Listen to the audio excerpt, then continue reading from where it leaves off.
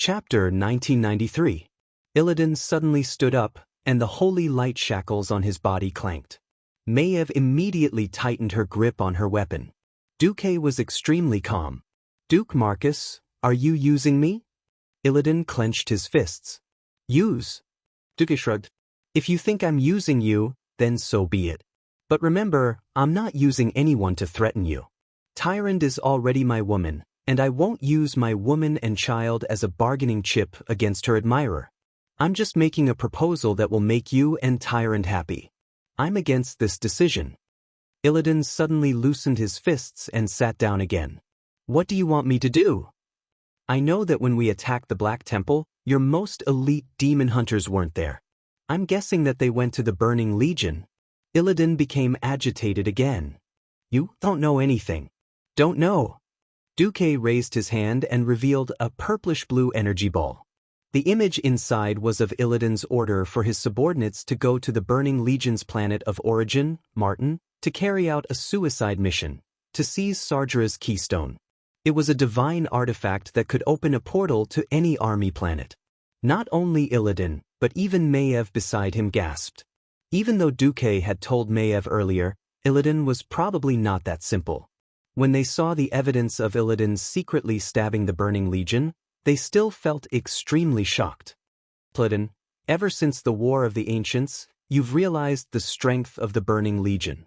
You thought that there was no way out by directly confronting the Legion. So you chose the path that your compatriots don't understand, and it's also the most difficult path. Even if you have to bear the stigma of a traitor, you still joined the Burning Legion to find the Legion's weakness and then destroy it in one fell swoop. Am I right?"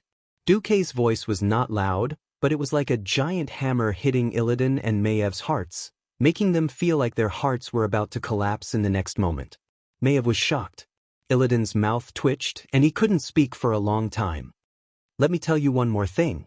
The detection circle I left in Draenor is reacting. A void battleship of the Burning Legion infiltrated the galaxy where Delano was. Guess who's on the boat?" Duque looked like he had Illidan in the bag. Illidan remained silent. "They should be the key to the counterattack in your eyes." Duque's words shattered Illidan's last shred of hope. For the first time, Illidan looked at Duque with fear and awe. Illidan was blind. But in his empty eye sockets, the soul waves emitted by the soul fire that replaced the function of his eyes meant this. Even Maiev could sense it. She held Illidan captive for 10,000 years, then 10. She had never seen her unruly compatriot show such a weak expression. There's no point in hiding it. To a powerful existence that has experienced countless time branches, your past is no secret to me. If you wish, I can even announce it to the public right away. That way, you can once again become the hero of Caldorii. A good brother in the eyes of your elder brother. Obtain Tyrant's forgiveness. There was no way to resist. Duque had perfectly grasped Illidan's weakness. Illidan was discouraged. "It's not time to make this public yet, but I will do as you say." That's right. On that mysterious spaceship were the Illidan demon hunters sent by Illidan. Just like in history, they had miraculously completed their mission. In history, they had survived and returned to the Black Temple. But as soon as they returned, they found that the Black Temple had been breached and Illidan had died at the hands of Maiev the Watcher. These demon hunters were captured by Maiev and imprisoned in the prison on the Broken Isles. They had been locked up in a state of stasis for 5 years. But in this life, probably because of Duque's actions, they were caught in a space-time turbulence, or to escape the pursuit of the Burning Legion. They actually delayed until the 36th year of the Dark Portal before returning. But it didn't matter. Illidan was not dead anyway. It was too easy to control these powerful demon hunters. It's okay. I don't think that announcing everything will benefit the war with the Burning Legion. The war hasn't started yet. Announcing it now will only alarm the enemy. How about this? I will have your elder brother and Tyrant come to see you. Duque patted Illidan's shoulder. This time, Duque had him in the bag. Illidan asked, "Then, what about the keystone?" Duque rolled his eyes at him. "We can't just use this small number of people to sneak in while the Burning Legion is still at home. That would be a suicide mission. Let's wait for the right time. According to my judgment, There will be results in a year. Can you wait? Oomph. Illidan snorted disdainfully. I can even wait for 10,000 years, let alone a year. After saying that, the One-Egg Lord glanced at Miv with even more disdain. Lock me up. I will be your prisoner for another year. Maeve was embarrassed. She had hated the One-Egg Lord for 10,000 years. In the past 10,000 years, she had used many methods to torture him. Now, she was suddenly told that she had hated the wrong person for the past 10,000 years. The feeling of loss was killing her. Seeing Maev's disappointed and guilty expression, Duque couldn't help but wonder if Maeve had turned from a sadist to a masochist because of her guilt. Duque left. In the 35 years of the Dark Portal, there was only one major event that happened publicly, the return of the former king of Ironforge, Magni Bronzebeard. On the 1st of June, Lang Bronzebeard ran into the Alliance headquarters in Lordaeron. As one of the two main headquarters of the Alliance, Duque often worked here. The headquarters used to be in Stormwind City. Later, because most of Duque's wives were in Lordaeron, they moved the Alliance headquarters to Lordaeron in 32 years of the Dark Portal with reasons like, there are more kingdoms in Lordaeron, and, the two commanders of the Alliance don't stay in the same place. Lang walked quickly with his short legs and shouted loudly, "My brother came back to life." After shouting incoherently for a while, he felt that it was inappropriate, so he added a few more words. My brother, who had become a crystal fossil, suddenly came back to life. Brother Magni wants you to go find him immediately. This is really a sign. There were two obvious signs of the Legion's return. One was the return of the demon hunters, and the other was the return of Magni after becoming a demigod. Both of them, sure enough, when Duque and a group of Alliance leaders put down their work and rushed to Ironforge, they saw the Crystal Dwarf King. The first thing he said was, "The Burning Legion is coming." Chapter 1994. Magni Bronzebeard, the previous king of the Bronzebeard tribe of Steel Stove Castle.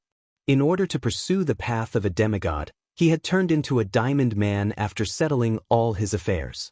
Coming out of the portal of Steel Stove Castle's secret spell zone, the leaders of the various countries realized that they had bumped into each other, so they decided to go together. They had been to Steel Stove Castle countless times, and the biggest difference was the elated dwarves. Everywhere they went, they could see dwarves holding large beer bottles and drinking to their heart's content. They could hear them shouting, "Long live King Magni." Secondly, under Lang's lead, they saw the reopening of the King's Hall that had been sealed for almost a decade. After Magni turned into a diamond man, in order to show that he had no intention of inheriting the throne, Muradin, who had taken over as acting king, moved his office away from the King's Hall. He only asked for a side hall beside the King's Hall, and even his desk had a sign that read, "Steel Stove Castle Regent," written in fist-sized letters. Today, the King's Hall was reopened. From afar, everyone could see 3 layers of dwarven guards surrounding the secret chamber. But as they got closer, they heard a scream that sounded like a pig being slaughtered. "Bastard! If you touch me again, I'll kill you." Oh, this was a familiar and intimidating voice that Magni was extremely familiar with. Why are the dwarven guards in the secret chamber snickering? Just a little. Just a little. That was the voice of the dwarf craftsman, Jurbin. Scram. A dwarf's beard is not to be violated. Put down that electric drill, and I'll admit that we're good friends. No. Can't you sacrifice a little for your old friend? No. Scram. There was another roar. With Lang leading the way, everyone immediately saw Muradin, who was smiling bitterly, and the 2 dwarves in the middle of the hall, who looked like they were about to commit rape. An impact drill in his left hand and an electric saw in his right. If not for the fact that Jurbin, who was less than a meter tall, was too short, he would have looked like a chainsaw murderer.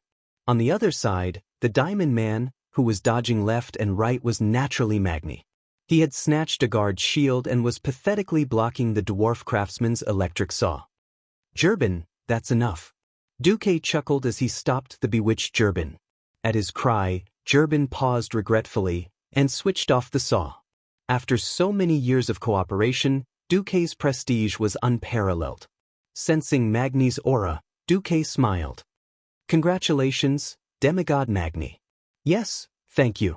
I will be happier if there are no old friends with chainsaws trying to cut off my beard after I return. Jurbin rolled his eyes and muttered in a shrill voice, just a little, don't be so stingy. Bullshit. The last time you said you wanted some dinosaur specimens, you cut off the thigh of a Tyrannosaurus rex. Magni exposed Jurbin on the spot. It was Duque who stopped the shortest dwarf. If you can't cut his beard, you can ask him for his clothes or his nails.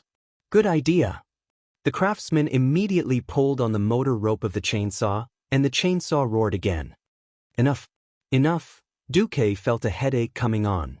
Let's talk business first. The leaders of the alliance gathered together. After everyone sat down, Magni stroked his stiff diamond beard. Yes, first of all, I have to thank Duque for helping me make the arrangements. I am very happy that Steel Stove Castle did not fall into chaos. That's what I should do. After I went through the ascension ritual, the power of the earth changed my body permanently. This made my body beyond the realm of flesh, and more like a part of the earth. I am different from Duque and the rest. I no longer have the biological structure of a human. Magni turned his head. Muradin, you have done well these days. From now on, you will be the king of Steel Stove Castle. Ah! Muradin cried out in shock. We dwarves are not long-lived beings that can live for tens of thousands of years. It is normal for the throne to change. Moreover, I look more like a statue than a dwarf. I am different from the two next door who look like humans but can still pretend to be mortals. Magni did not hold back as he ridiculed Duque and Queen Sylvanas. Duque was a little embarrassed, while Queen Sylvanas giggled. It is decided. Magni changed the topic. I also heard the voice of Azeroth's will. She told me to bring a message to Duque and everyone. The Burning Legion is really coming again. Because Duque has led the Alliance to deal heavy losses to the Legion many times, the Legion's return will be later than expected. It will only come in about a year. Oh, holy light. They really came. I almost thought they weren't coming. The leaders discussed among themselves. In the Alliance, Duque was known as the Prophet. He had predicted 25 years before the Dark Portal that the Legion would come in about 10 years. But the 10 years had passed, and there was no sign of the demon army. Everyone could not help but mutter to themselves. In fact, there were already voices in the Alliance that it was not beneficial to economic development to blindly carry out war preparations. Should more resources be mobilized to more convenient places? To be prepared for war, all important facilities had to be built deep in the mountains or underground. How could it be more convenient to dig a hole underground than to build on a plain? This was what Duque did not expect. After losing the tribe as an external enemy, the Alliance was showing signs of slacking off. Magni's appearance had undoubtedly provided sufficient evidence to support Duque's prophecy. Magni's reputation among the dwarves was unparalleled. If the dwarves were to work at full force, then the Alliance's war preparations would be at least half done. Alright, I have more things to show everyone. Come, everyone. Duque, open a portal to Otter. Unlike in history, the Alliance was now on good terms with the Guardians of Otter. Seeing Duque and the rest arrive, the first to come out to welcome them was Mimiron, followed by Torim. When they knew the destination of Magni and the rest, it was Mimiron who brought everyone to Otter's observatory. When they fought Otter back then, they knew that the observatory needed a key to open, and no one in this world seemed to know where the key was. There's not even a keyhole on the gate. How do we get in? Muradin asked. At this moment, Magni told everyone, Idiot, I'm that key dash. Then Mimiron, whose brain circuit was different from others, summoned a huge robot that grabbed Magni and slammed him against the gate. Idiot! Let go of me. I'll be near the gate. The diamond dwarf shouted as he struggled. After Mimiron's robot put Magni down, Magni chanted a passage in the earth elemental language that outsiders could not understand. Instantly, the huge disk above the gate moved. Chapter 1995. Four tadpole-like runes that looked like yin and yang fish emitted different lights: red gears, yellow lightning, green leaves, and a white blood flower that was exactly the same as the light on Magni's body. As the light bloomed, the mechanism of the door started to activate. It was very metaphysical. Duque muttered, I wonder if the encryption method requires our quantum satellite? Everyone followed the diamond St. Magni in and immediately saw his old friend Orgern. Although Duque could clearly see the label on his retina that this was not his real body but his echo, there was not much difference. This was Orgeron's will projected from an unknown corner of the universe. It's you guys again? Orgeron himself was a human figure that seemed to be formed from constellation lines and starlight. His expression was a little hazy, but it did not prevent everyone from seeing his expression as if he had just eaten a mouthful of hot shit. How could he be happy? Back then, it was this group of mortals who surrounded him and gave him a good beating.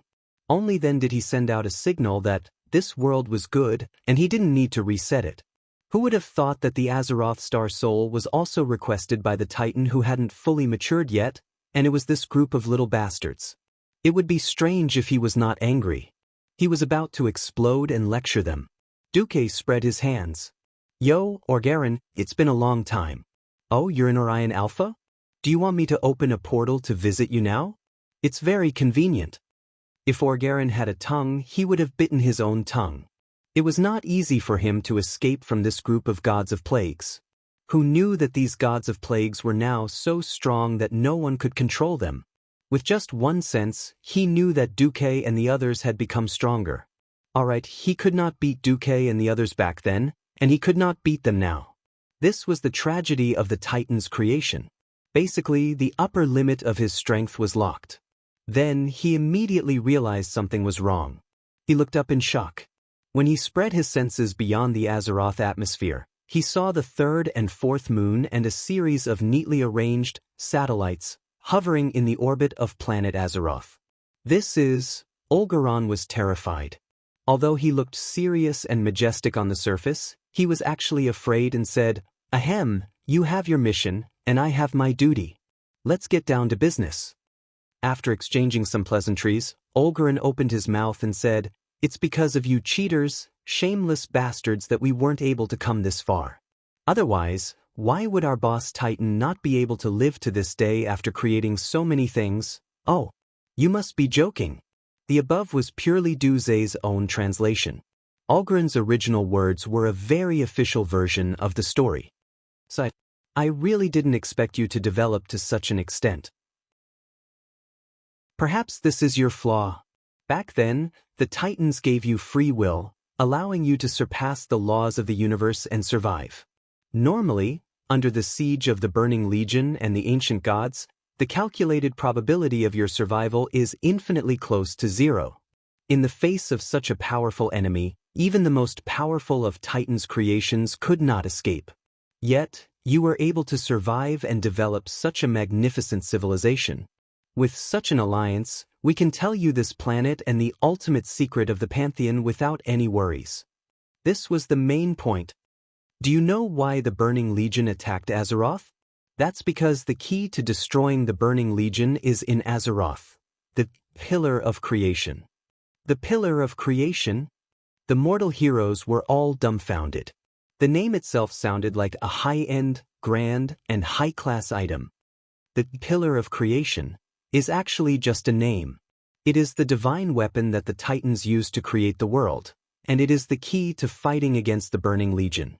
These divine weapons are called the Pillars of Creation in Azeroth, and they have been obtained by people a long time ago. At this point, Orgeron looked at Duque. Duke Marcus, you should be familiar with these things, right? I can sense the aura of one of the Pillar of Creation on you. Duque acted out what it meant to be dazed for a moment. Then, as if he had just woken up from a dream, he lost it. Wait, are you talking about the Tiravilun? Duque raised his hand, and a diamond-shaped red crystal-like object appeared in his right palm.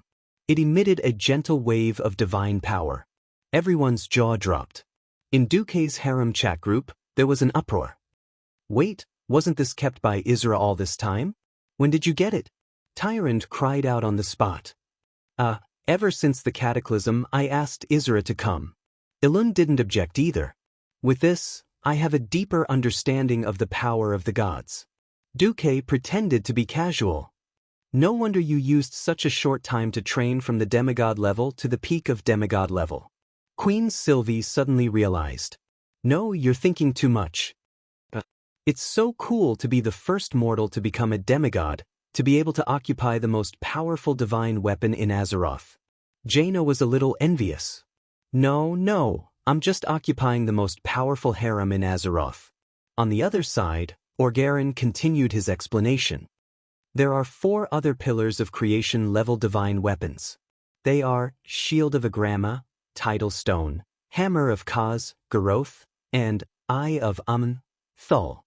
I'm not sure of their exact location, but I can tell you that I'm 100% sure that they are in Azeroth.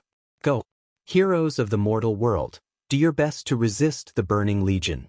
When you gather all 5 pillars, you will be able to launch a counterattack. Don't be afraid and don't be discouraged. The Guardians of Azeroth will cooperate fully with you. I have already received a weak summon from the Pantheon. The signal is too weak and I can't be sure. Perhaps, on the day of the final battle, you will receive help from the Pantheon. Do your best. Mortals, according to your calculation method, you still have 360 days. After saying that, Orgaron's figure slowly faded into the void and disappeared without a trace. Just as all the big shots of the Alliance were still in shock, Duque let out a long sigh of relief. It was finally done.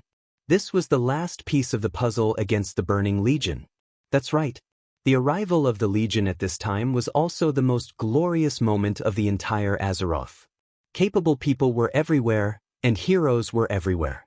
When Odin, the boss of Odor, and the lords of the Pantheon arrived, this great era would officially begin. Chapter 1996. This was an era where divine weapons could be found everywhere. To put it in an exaggerated way, killing a pig in the enemy's lair in a random game could yield a divine weapon. Of course, that was just for show. To truly unleash the power of a divine weapon, it had to be recharged.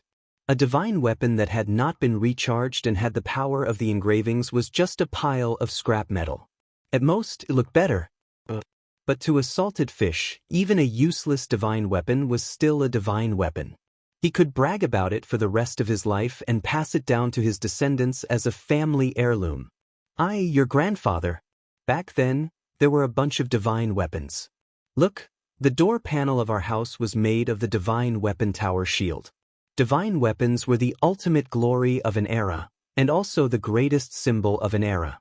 Some might say that if divine weapons were common, would they still be divine weapons? Duque wanted to say, yes.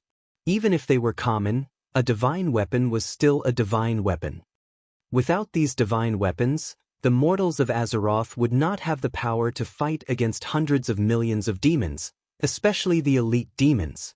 For normal demons, Duque relied on the technology tree in the Alliance to use all kinds of mass-produced black technology to make up for this disadvantage.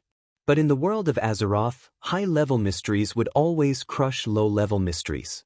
Without enough energy, ordinary attacks would be useless against high-ranking demons. This was truly unscathed. Even the mandatory 1 HP reduction in the game didn't happen. Perhaps after this ultimate battle, most of the divine weapons that were temporarily created would lose their power and become ordinary metal.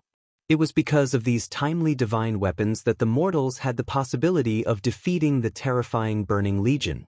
Orgarin was gone, and the war that involved the entire world of Azeroth was just about to begin. Witnessing and hearing the news of the Legion's return made the leaders of the various countries extremely nervous.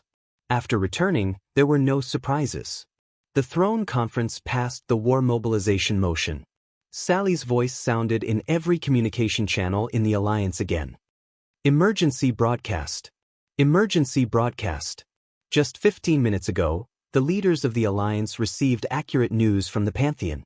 The Burning Legion will descend on Azeroth in 360 days. The throne conference has passed an emergency motion. The entire Alliance will immediately enter a state of Level 1 combat readiness. From now on, the Alliance will prohibit the sale of food, wine, and alcoholic beverages. the military factory will immediately adjust the production plan. Within 3 days, 3 shifts will be in operation 24 hours a day. The final battle had finally arrived. Everyone knew enough about the return of the army.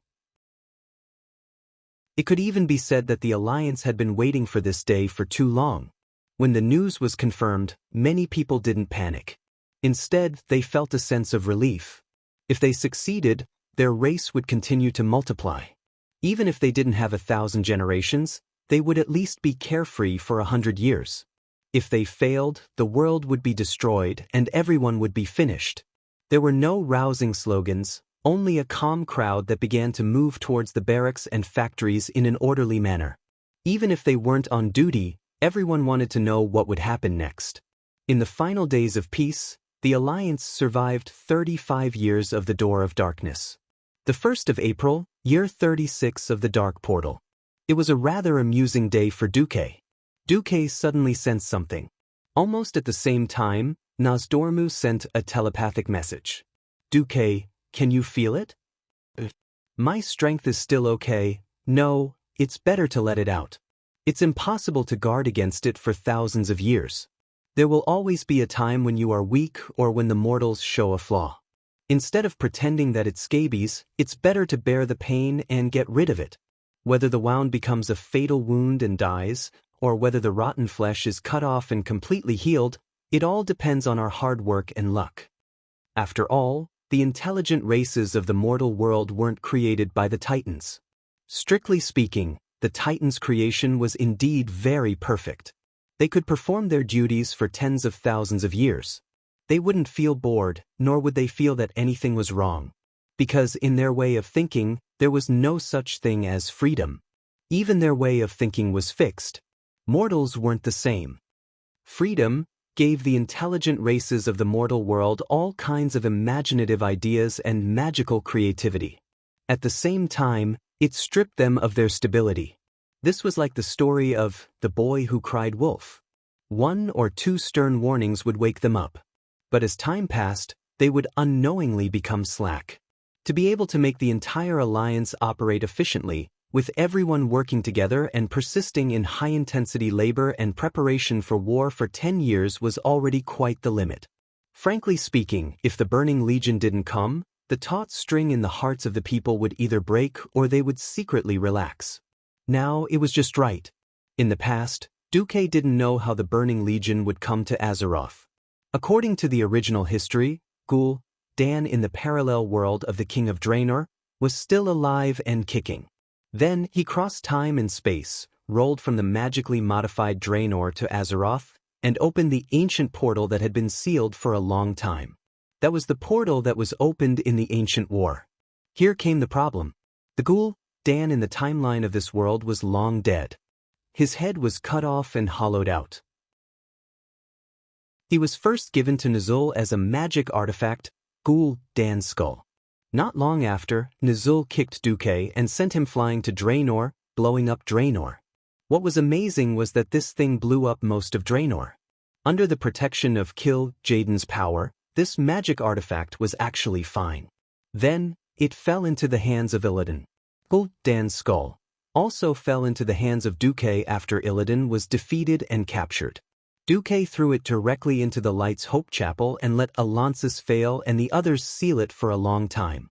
After unifying the 4 major elemental realms, Duque was worried that this thing would become a scourge, so he directly used the ultimate flame of the Land of Fire to destroy this skull.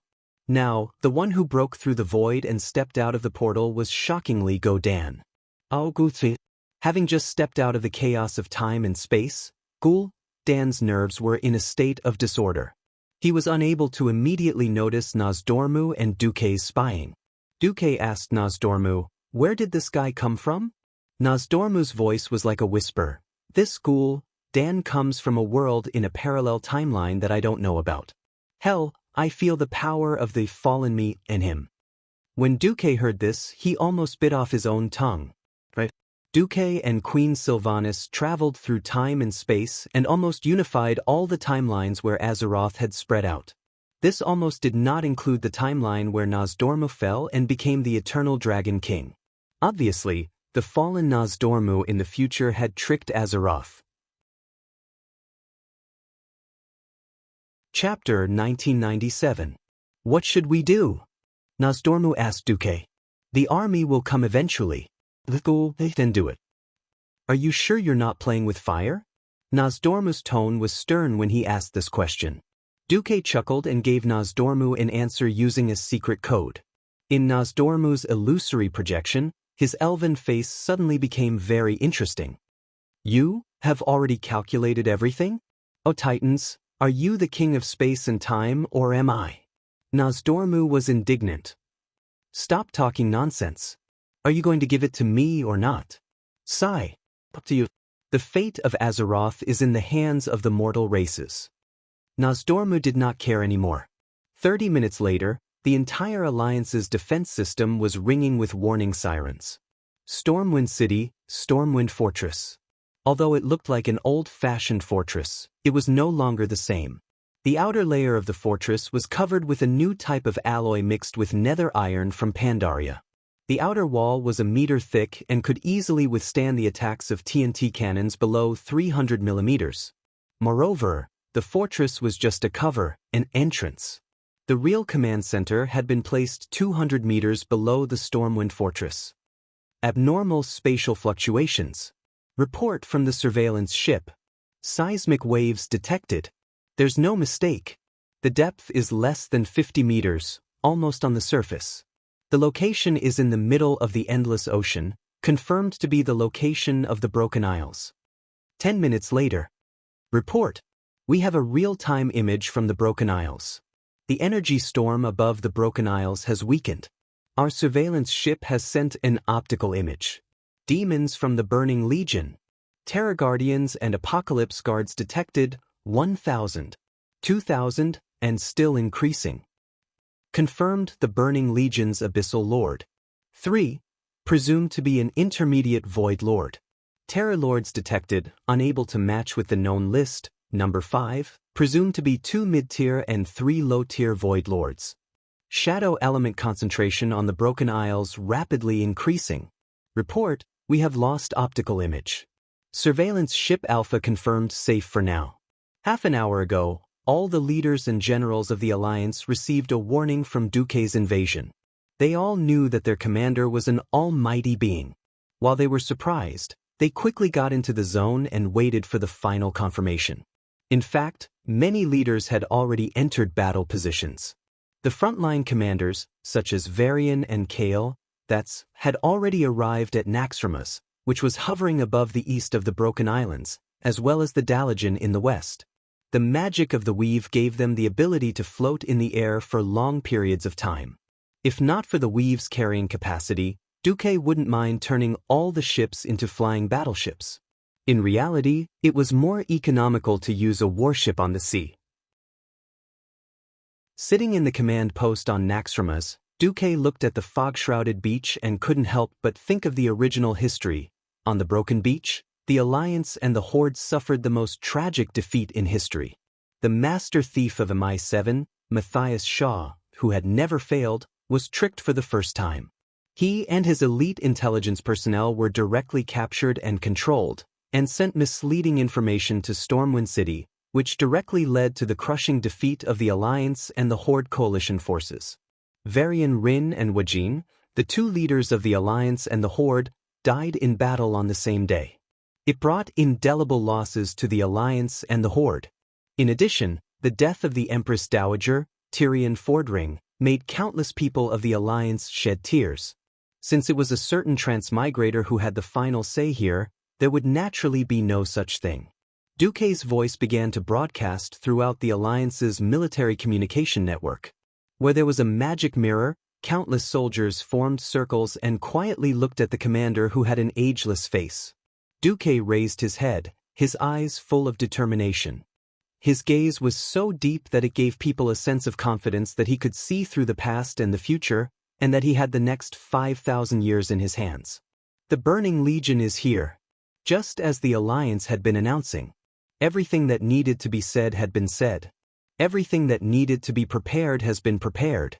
Before the war, the last thing I want to say is, Since the beginning of the Dark Portal, the people of Azeroth have suffered enough. If the Alliance from 30 years ago had to face the main force of the Burning Legion, I would have all kinds of worries and fears. Because at that time, the Alliance was too young, and the long period of peace had numbed everyone's nerves. But now, we are definitely different. Look around you, what do you see? The most advanced weapons. The most complete preparation. The most extensive and powerful allies. 30 years. We have faced the unprecedented green tide of orcs, resisted the Lich King's undead army, killed the vanguard of the Burning Legion, and destroyed the ancient god and his servants. Believe me and believe in yourselves. This is just another test of survival and destruction. I firmly believe that the people of the Alliance, and even the entire Azeroth, will cross this hurdle. There is only one reason. At this point, Duque suddenly paused.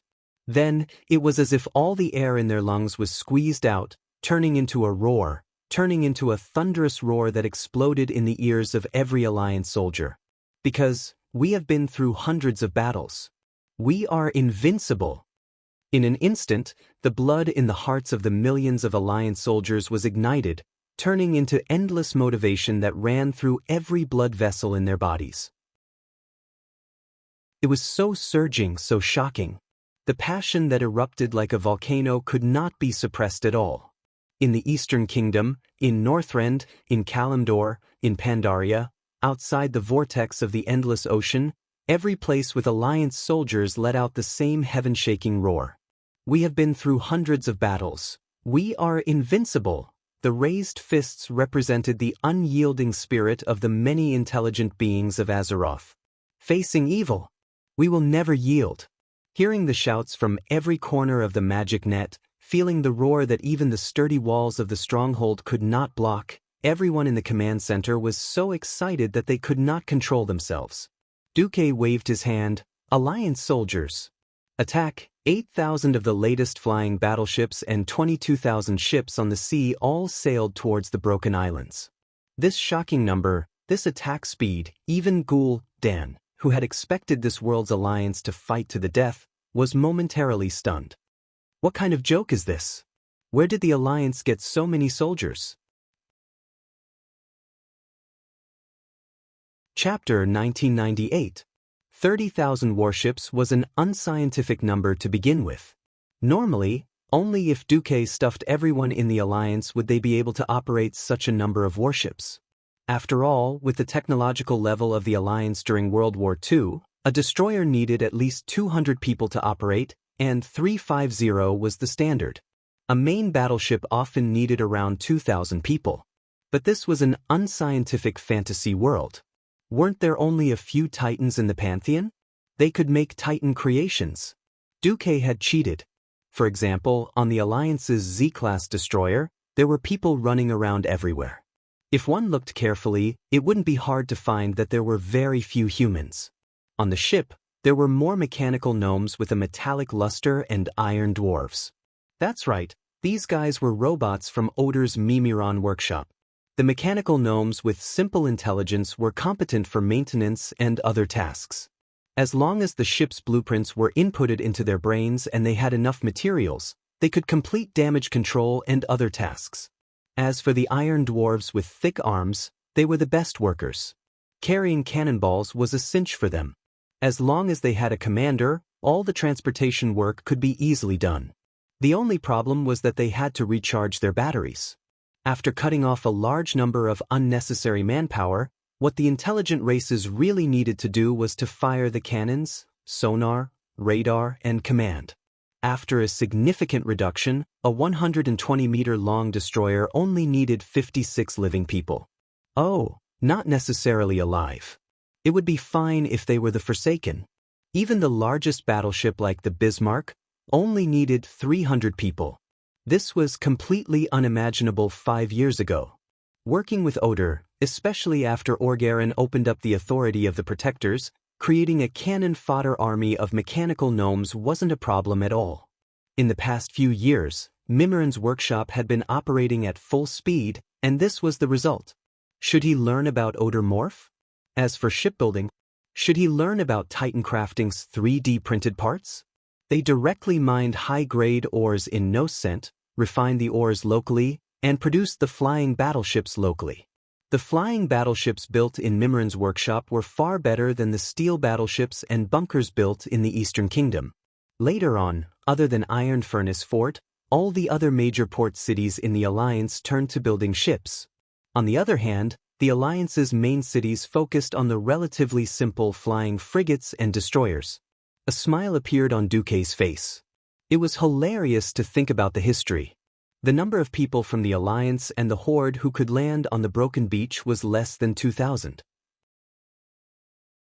Even if they were all elites like the Paladins of the Silver Hand, it would not be surprising for them to be wiped out under the attack of the Sea of Demons.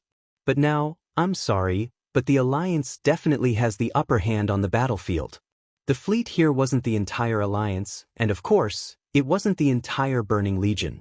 It didn't matter how many billions of demons there were in the Burning Legion, as long as you could come over. A dozen Alliance single-propeller fighter jets were the first to arrive at the Broken Beach airspace. These were the P-51 Mustang fighter jets created by Duque. Duque had risen to power in the 15th year of the Dark Portal, and it had taken him 10 years to allow the Alliance to climb the technological tree from the wooden warships of the Olden Era to the era of steel warships. Many of the technologies were missing or temporarily stuck. It took another 10 years for the uneven development of the military technology tree to reach the level of Earth's World War II. It wasn't that the Alliance didn't have faster fighter jets, but they weren't real fighter jets. They were modified from the magic net, and they consumed a lot of wind elements. Even if Duque controlled the 4 elements of Azeroth, he couldn't use a large amount of the elements on the fighter jets. The speed of the P-51 Mustang was definitely enough, and the main point was to break through defenses. The rumbling in the sky attracted Ghoul Dan's attention. He raised his head and looked in the direction of the sound with his crooked eyes. There were 2 fighter jets in a group, and a total of 8 fighter jets were arranged in a herringbone formation. This formation couldn't be a coincidence. Also, this speed is so fast.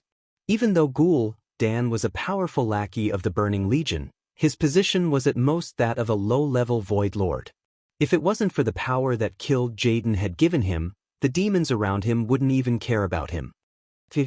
Ghoul Dan leaned on the skeletal staff that was like a walking stick and took a deep breath. He had already realized that the Alliance had definitely come prepared. The idea of setting up a trap on the Broken Beach to trap the Alliance and the Horde was destroyed before it even started. Take them down. Ghoul Dan raised his skeletal staff, and instantly, dozens of Eridar warlocks took over. As the elites of the Eridar tribe, the standards of the Eridar Magi were already quite shocking. Furthermore, on the Broken Islands, the shadow energy that was emitted from the tomb of Sargeras made them even more powerful. The Mustang was indeed very powerful, but it depended on who the opponent was. If it was an opponent with similar technology, like a propeller-type fighter jet, it could easily defeat most of the Earth's World War II fighter jets. But if it was something from the mystical side, they wouldn't be able to go against it. Even if the elemental radar on the aircraft suddenly sounded an alarm, most of the pilot's reactions were a beat slower. The shadow elements suddenly gathered in the sky, forming a sticky space. When the fighter jet crashed into it, it was like falling into the sea. The sudden change in density caused more than 10 Mustang jets to be smashed to pieces on the spot. Only the ace pilot flying at the back pulled the lever to the limit, causing the high-speed fighter jet to fly in the largest arc, narrowly avoiding the death trap. That was enough. They were here to scout. Pegasus 05 has discovered the enemy. It's the Burning Legion. The coastline is different from the original map, now corrected to X. Nothing was more important than first-hand information on the coastline. When the second battle of the Dark Portal had ended, Ghoul Dan had come to the tomb of Sargeras on the Broken Islands. The Broken Islands had actually existed in the center of the Endless Sea for the past 10,000 years, but it was surrounded by a huge whirlpool. The people inside couldn't leave, and the people outside couldn't enter. Even though the Alliance had developed flying ships, they still couldn't change this situation. The terrifying elemental undulations from the huge whirlpool formed a hurricane, which could easily destroy flying ships and ships on the sea. Dan had come here more than 30 years ago, and he had also lost an entire fleet. But after he arrived, he used his evil power to raise part of the land that had sunk to the bottom of the sea. This was the broken beaches of today. The Alliance seriously lacked the geographical data of the broken beaches. Without this, they couldn't determine the shooting data, and there was no way to talk about long-range bombing. The Alliance sacrificed their reconnaissance planes to obtain the most precious first-hand information. Chapter 1999. Reporting, we've received the latest data. Calibrate, then test the main cannon of the 7th Fleet, Marshal Taylor ordered. 30 seconds later, the 7th Fleet in the east of the broken beach began to fire. The three 460mm cannons roared, and after a minute, the huge metal shells crossed the distance of 30,000 meters and began to fall on the broken beach. Seeing the high-speed shells in the distance, Dan instinctively felt that something was wrong. This Dan was not the Dan who had only experienced the first and second battles of the Dark Portal. He was the king of Draenor, who had experienced a branch timeline. Because he was born in a branch timeline, his strength could not compare to the original Dan at this point in time. Just because he was not strong enough did not mean that he was not knowledgeable enough. After seeing the advanced technology that the goblins had passed on to the beastmen, Dan immediately jumped up. Stop them! Stop those things! If the shells were so easy to stop, they wouldn't be shells. With an initial speed of 780 meters per second, coupled with the extreme speed and destructive power produced by the acceleration of gravity, how could it be so easy to stop them? Even though hundreds of Apocalypse guards hurriedly flew into the air, only a few succeeded. Huge metal shadows swept past the demons' retinas and crashed into the ground beside them. The smaller and more agile demons could still dodge subconsciously. The huge lords of the abyss had no place to dodge. They were practically born as meat shields. Boom, boom, boom. A series of loud noises rang out. If it was a mortal's eardrums, they would definitely be pierced. The continuous explosions spread along the entire coastline and into the depths of the broken beach. Countless sand and large rocks were lifted from the beach, mixed with seawater and torn flesh.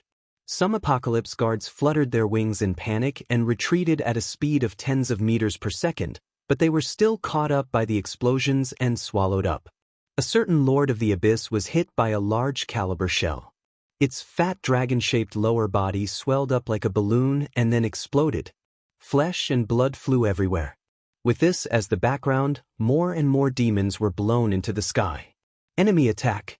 Mainly physical attacks. There's also a considerable amount of fire elemental attacks. Dan was a demigod warlock. Even if he was reduced to a dog, his life-saving abilities were still considered strong among demigods. He immediately sacrificed a void demon to form a powerful shadow shield to block the shockwaves of the explosion. He also used the Hellhound's super magic resistance to resist the damage of the fire elements. The other demons were not as arrogant as him. Most demons did not like to use shields. Their tyrannical physiques and natural elemental resistance were the best shields. Now, they were paying with their lives for neglecting to defend. Bastard! Wizards! Where are the wizards? Our covert operation has failed. We need to set up the magic formation and shield immediately. We can't let the enemy's shells hit our vanguard unscrupulously. Dan roared in anger. All demons, adjust your resistances if you can. Whether it was a magic array or a large-scale war spell, the most important thing was time. Unfortunately, the Alliance wouldn't give him time to react. This time, a strange phenomenon appeared in the western sky. Countless golden arrows of light fell from the sky like fireworks, turning into a golden rain that rained down. The leaders of the Throne Conference maintained a constant connection.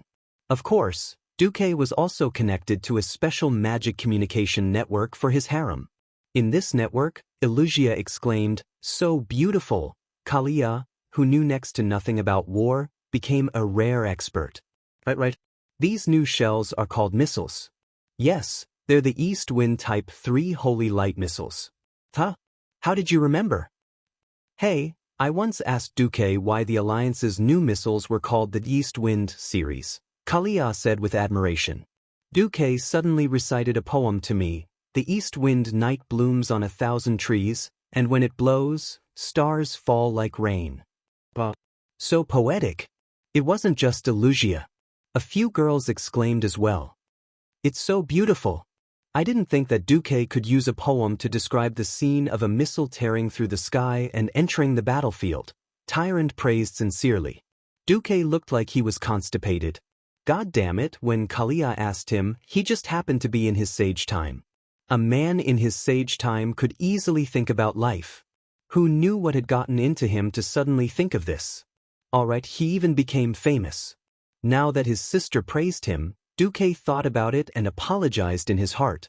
He decided to secretly press down the coffin of a certain Chinese poet with the surname Exin.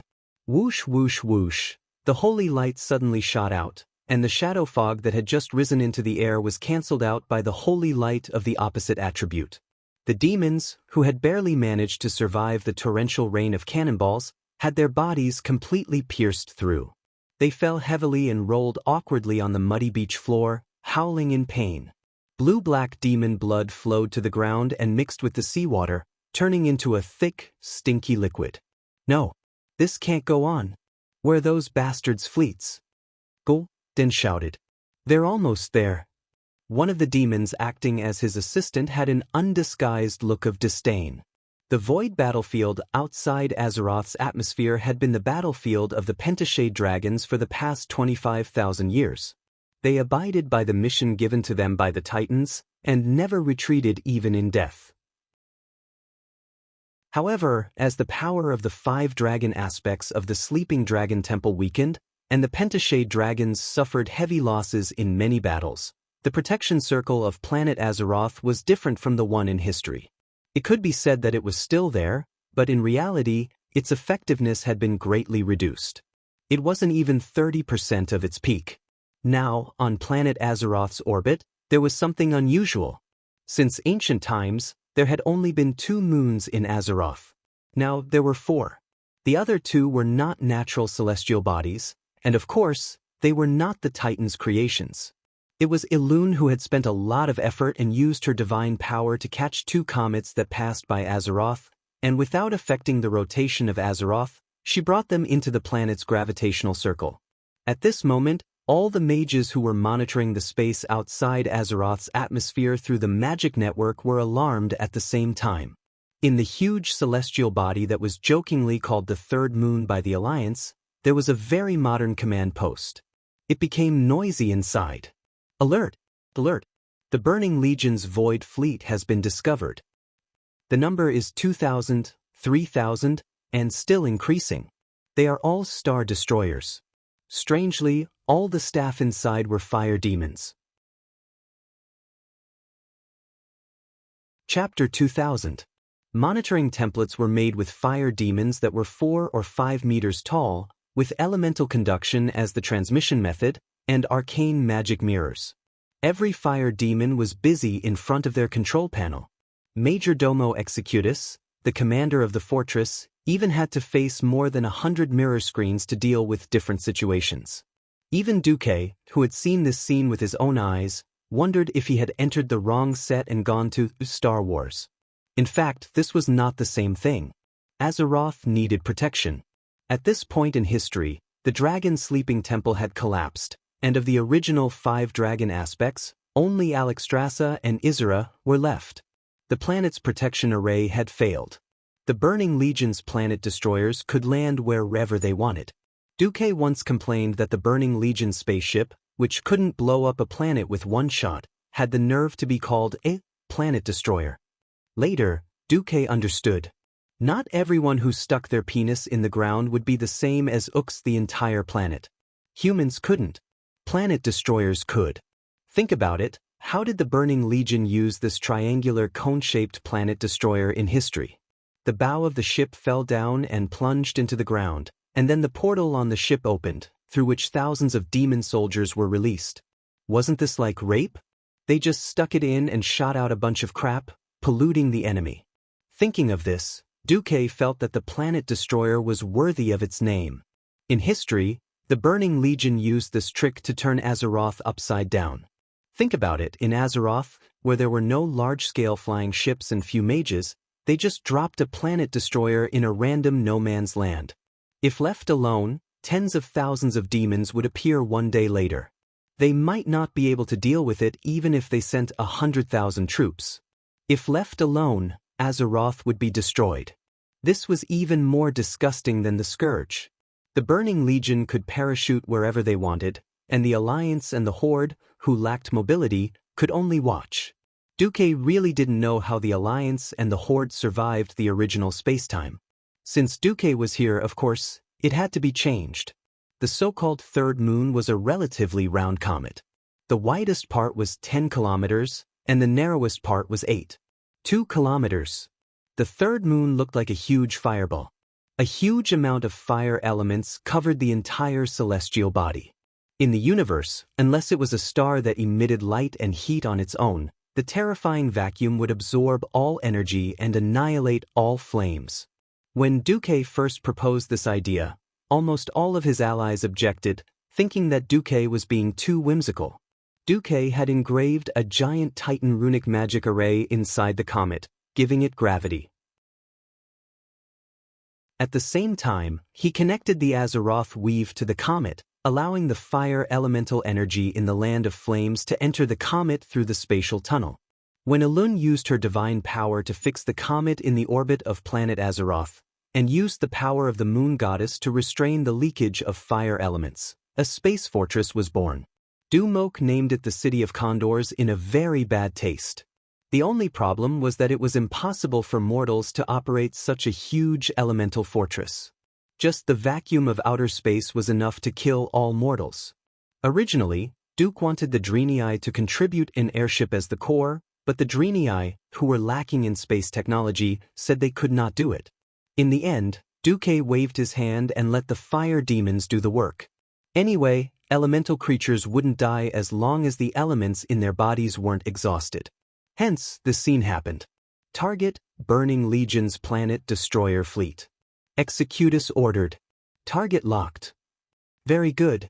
Wrath of the Fire God, launch. The proud fire demon leader waved his arm heavily. In terms of fighting and hacking, he was absolutely third-rate. Ever since he followed Duque, his status hadn't been low. Now, this position was more suitable for him to use his strengths. Every fire demon cannoneer could clearly see the dazzling crimson beam of light shooting towards the planet destroyer battleships. This was really a terrifying scene. It violently impacted the minds of everyone in the Alliance headquarters in the Eastern Kingdom who was watching this scene. At this moment, the Burning Legion fleet was dumbfounded. The demons had been fighting with the five-color dragon guardian of Azeroth for almost 25,000 years. They had lost countless times under the planetary defense arrays, but they had never been attacked from a distance of 1,000 kilometers. Of course, they were curious about why there were 2 more moons in Azeroth, but they didn't expect this to happen. After years of fighting, they had long known the strength of the five-color dragon guardian. If they didn't enter the void battlefield area, at least 100 kilometers away from the five-color dragon guardian's void fortress, there wouldn't be any dragons attacking them. This scene subverted all their knowledge and imagination. In the front of the Legion fleet, more than 100 planet destroyers that were directly hit by the main cannon of the City of Condors disappeared in an instant. The excessive high temperature and high concentration of fire elemental energy made it so that they didn't even have time to explode.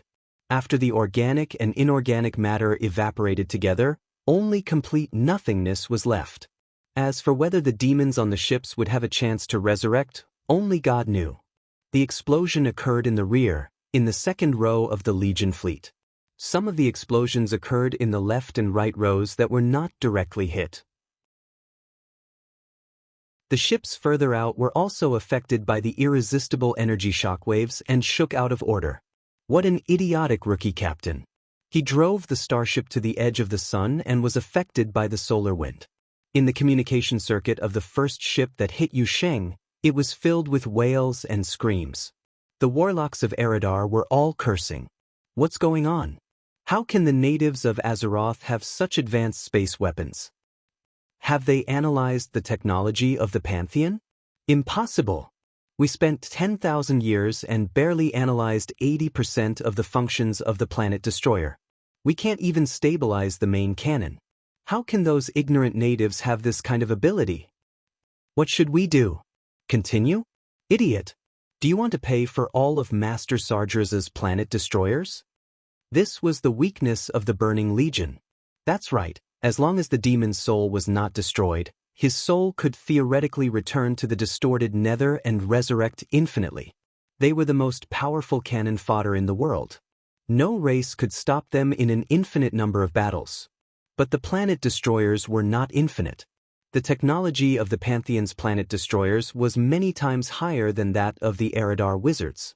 It was a level of technology that could not be kept up with. They could not even look up to it. The army had spent 25,000 years and had not been able to replicate even a prototype ship, let alone mass-produce it. Chapter 2001. 1138 Planet Destroyers. That was the damage caused by the Vulcan's wrath. Such a devastating blow made the souls of the Burning Legion's Void Dukes tremble. It's impossible for a cannon of this level to recharge quickly. Let's take the chance and destroy this fortress. A Void Duke suggested. He was about to be slapped in the face. The elemental fluctuations of the opponent's fortress are intensifying. Obviously, the opponent's fortress is connected to the fire elemental realm. Charging. That's fast. They can probably recharge a second time in 200 seconds, Eridar's analysts expressed their opinions. 200 seconds for one time? How were they supposed to fight that? The entire Burning Legion had less than 20,000 starships. There were only about 12,000 planet destroyers with assault capabilities. The rest were all normal starships that could not be equipped with mobile teleportation doors. They did not have much firepower or defense. They were similar to the starships that Naru and Willin used to lead the Draenei to escape. They were purely used for transportation, but their strategic value was better than nothing.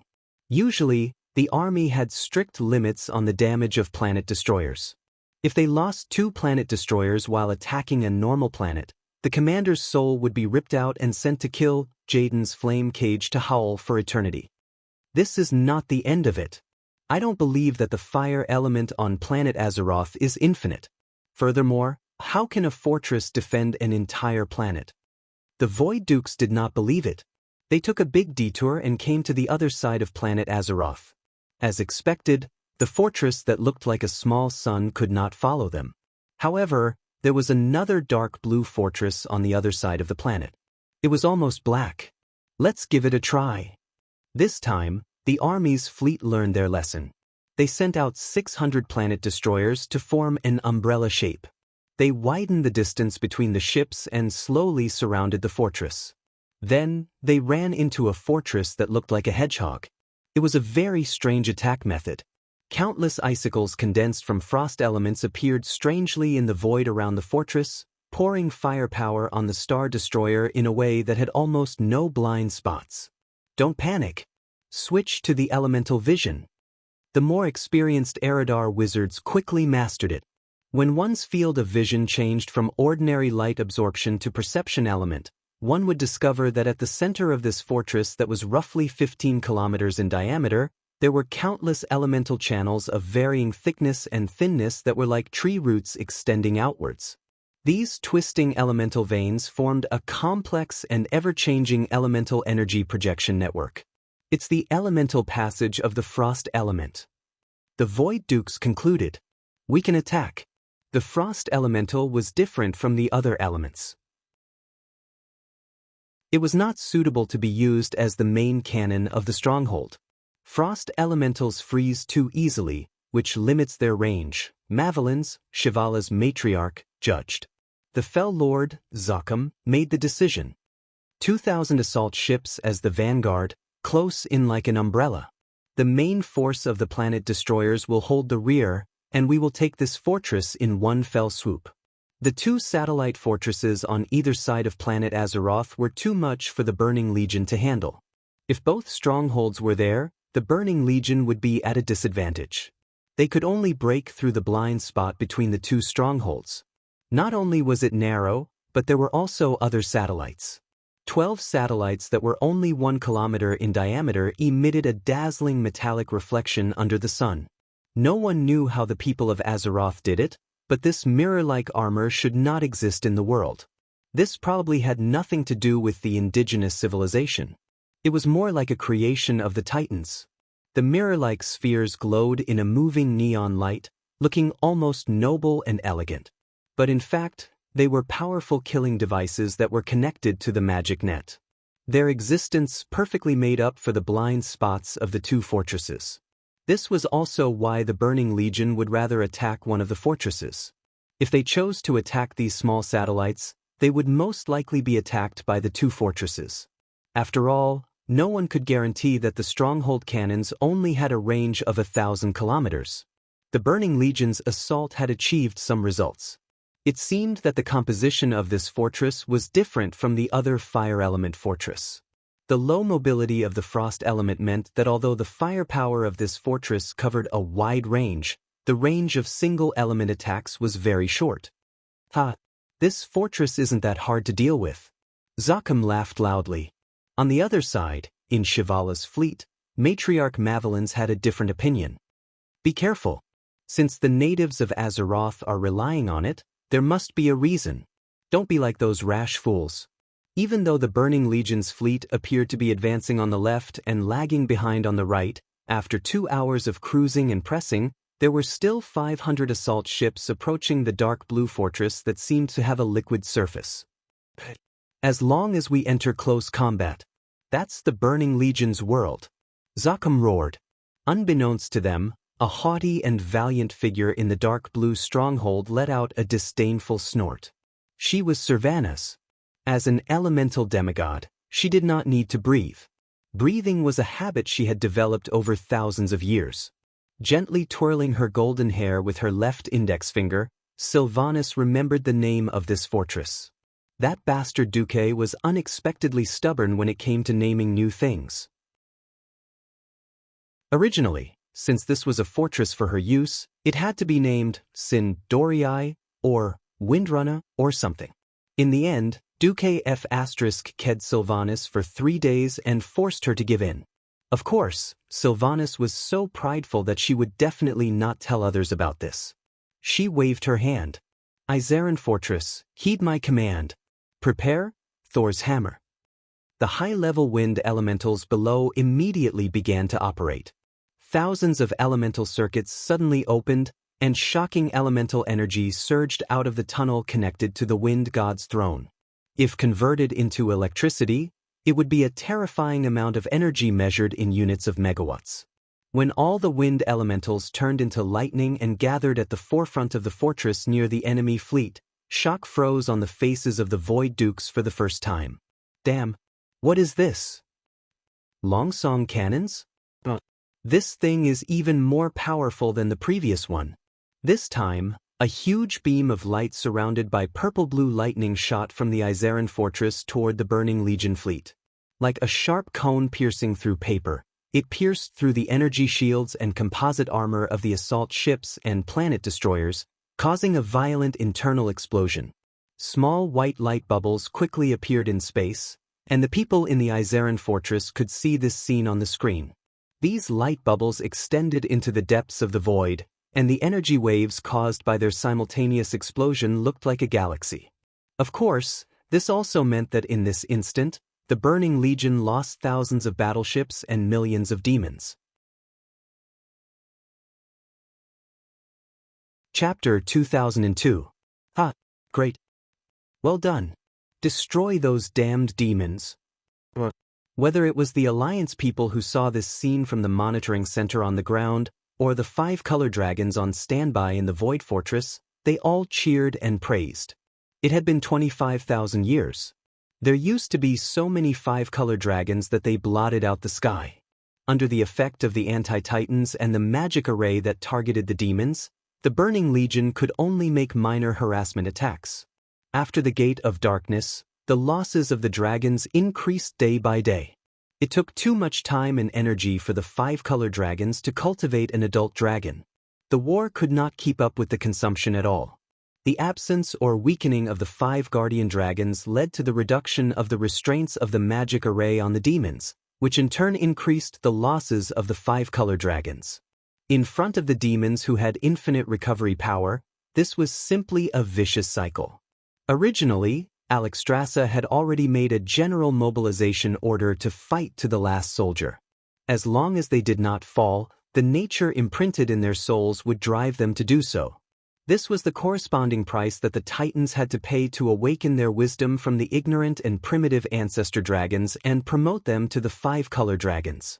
The existence of the Alliance's Void Fortress perfectly filled the gap in the Void Battlefield's combat power of the dragons. The dazzling lightning ran through the front and middle of the entire Burning Legion Void fleet. Even though the Void Lords had scattered the formation of the fleet, the damage caused by the chain spread of the lightning still shocked the entire Burning Legion. The Burning Legion had traveled across the universe in the past 25,000 years and destroyed countless galaxies. The number of planet destroyers they had lost was only a little more than 300. Today was definitely a day of suffering for the planet destroyers. 2 shots of the main cannons directly turned more than 5,000 planet destroyers into space garbage. What made the Burning Legion even more desperate was that the Iserlohn fortress really finished charging in 4 minutes and gave the fleet a second shot of Mjolnir. At this moment, the Void Lords really knew that this was not a universe fortress connected to the water elemental realm at all, but a compound fortress connected to both the water and wind elemental realms. When the second shot of Mjolnir swept through the entire vanguard force and the core force of the Legion fleet twice, even the ferocious demons began to collapse. The ferocity of the 2 satellite fortresses disrupted the entire army's attack plan. Only Duque, Queen Sylvanas, and Kael that heaved a sigh of relief. They had finally tricked the army. At the end of the day, be it the so-called Condor City or Iseron Fortress, they were all products whose technology was not up to standard, and they had been forcibly made up for with magic. Let's not talk about whether the short-range anti-air firepower on the fortress would be enough after the enemy had broken through to close range. The number of soldiers in the fortress was definitely not enough to defend against any of the Burning Legion's demon divisions. The stronghold wasn't complete and didn't have a sealed environment. This directly reduced the number of races and manpower available. He didn't even need to think about it. He could only use elemental creatures. Low-level elemental creatures without intelligence could not effectively resist the demon army. It was bound to be filled with a large number of highly intelligent elemental creatures, such as the fire demons. Moreover, such a large fortress would require more than 100,000 short-range cannons of various calibers. Otherwise, there would be gaps in the firepower network. Once they entered close combat, they would still be finished. Furthermore, Azeroth didn't have an endless supply of elementals. The seemingly invincible main cannon of the fortress fired 2 consecutive shots from Mjolnir, which consumed 10% of the wind elements that could be controlled by the entire Azeroth. In reality, in order to maintain the balance of the world, the maximum loss of any element could not exceed 30%. Otherwise, it would cause the elements to become chaotic and collapse, causing another great cataclysm. Fortunately, because the Void Dukes had brains, they were stunned by Duque's all-out attack. On the second day, they gave up on attacking the 2 fortresses.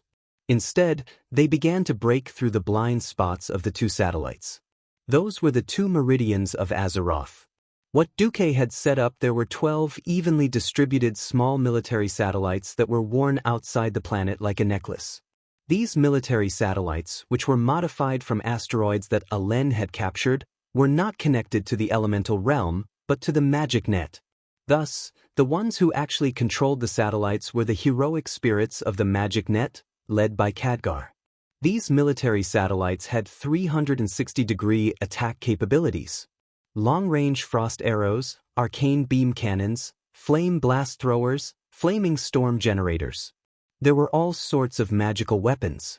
Moreover, Duque had set up heat absorption spell formations on these satellites that were also nodes of the magic net. They could use the sun's energy to replenish a large amount of fire elements. After being converted by the magic net, they could be used as a semi-permanent source of energy.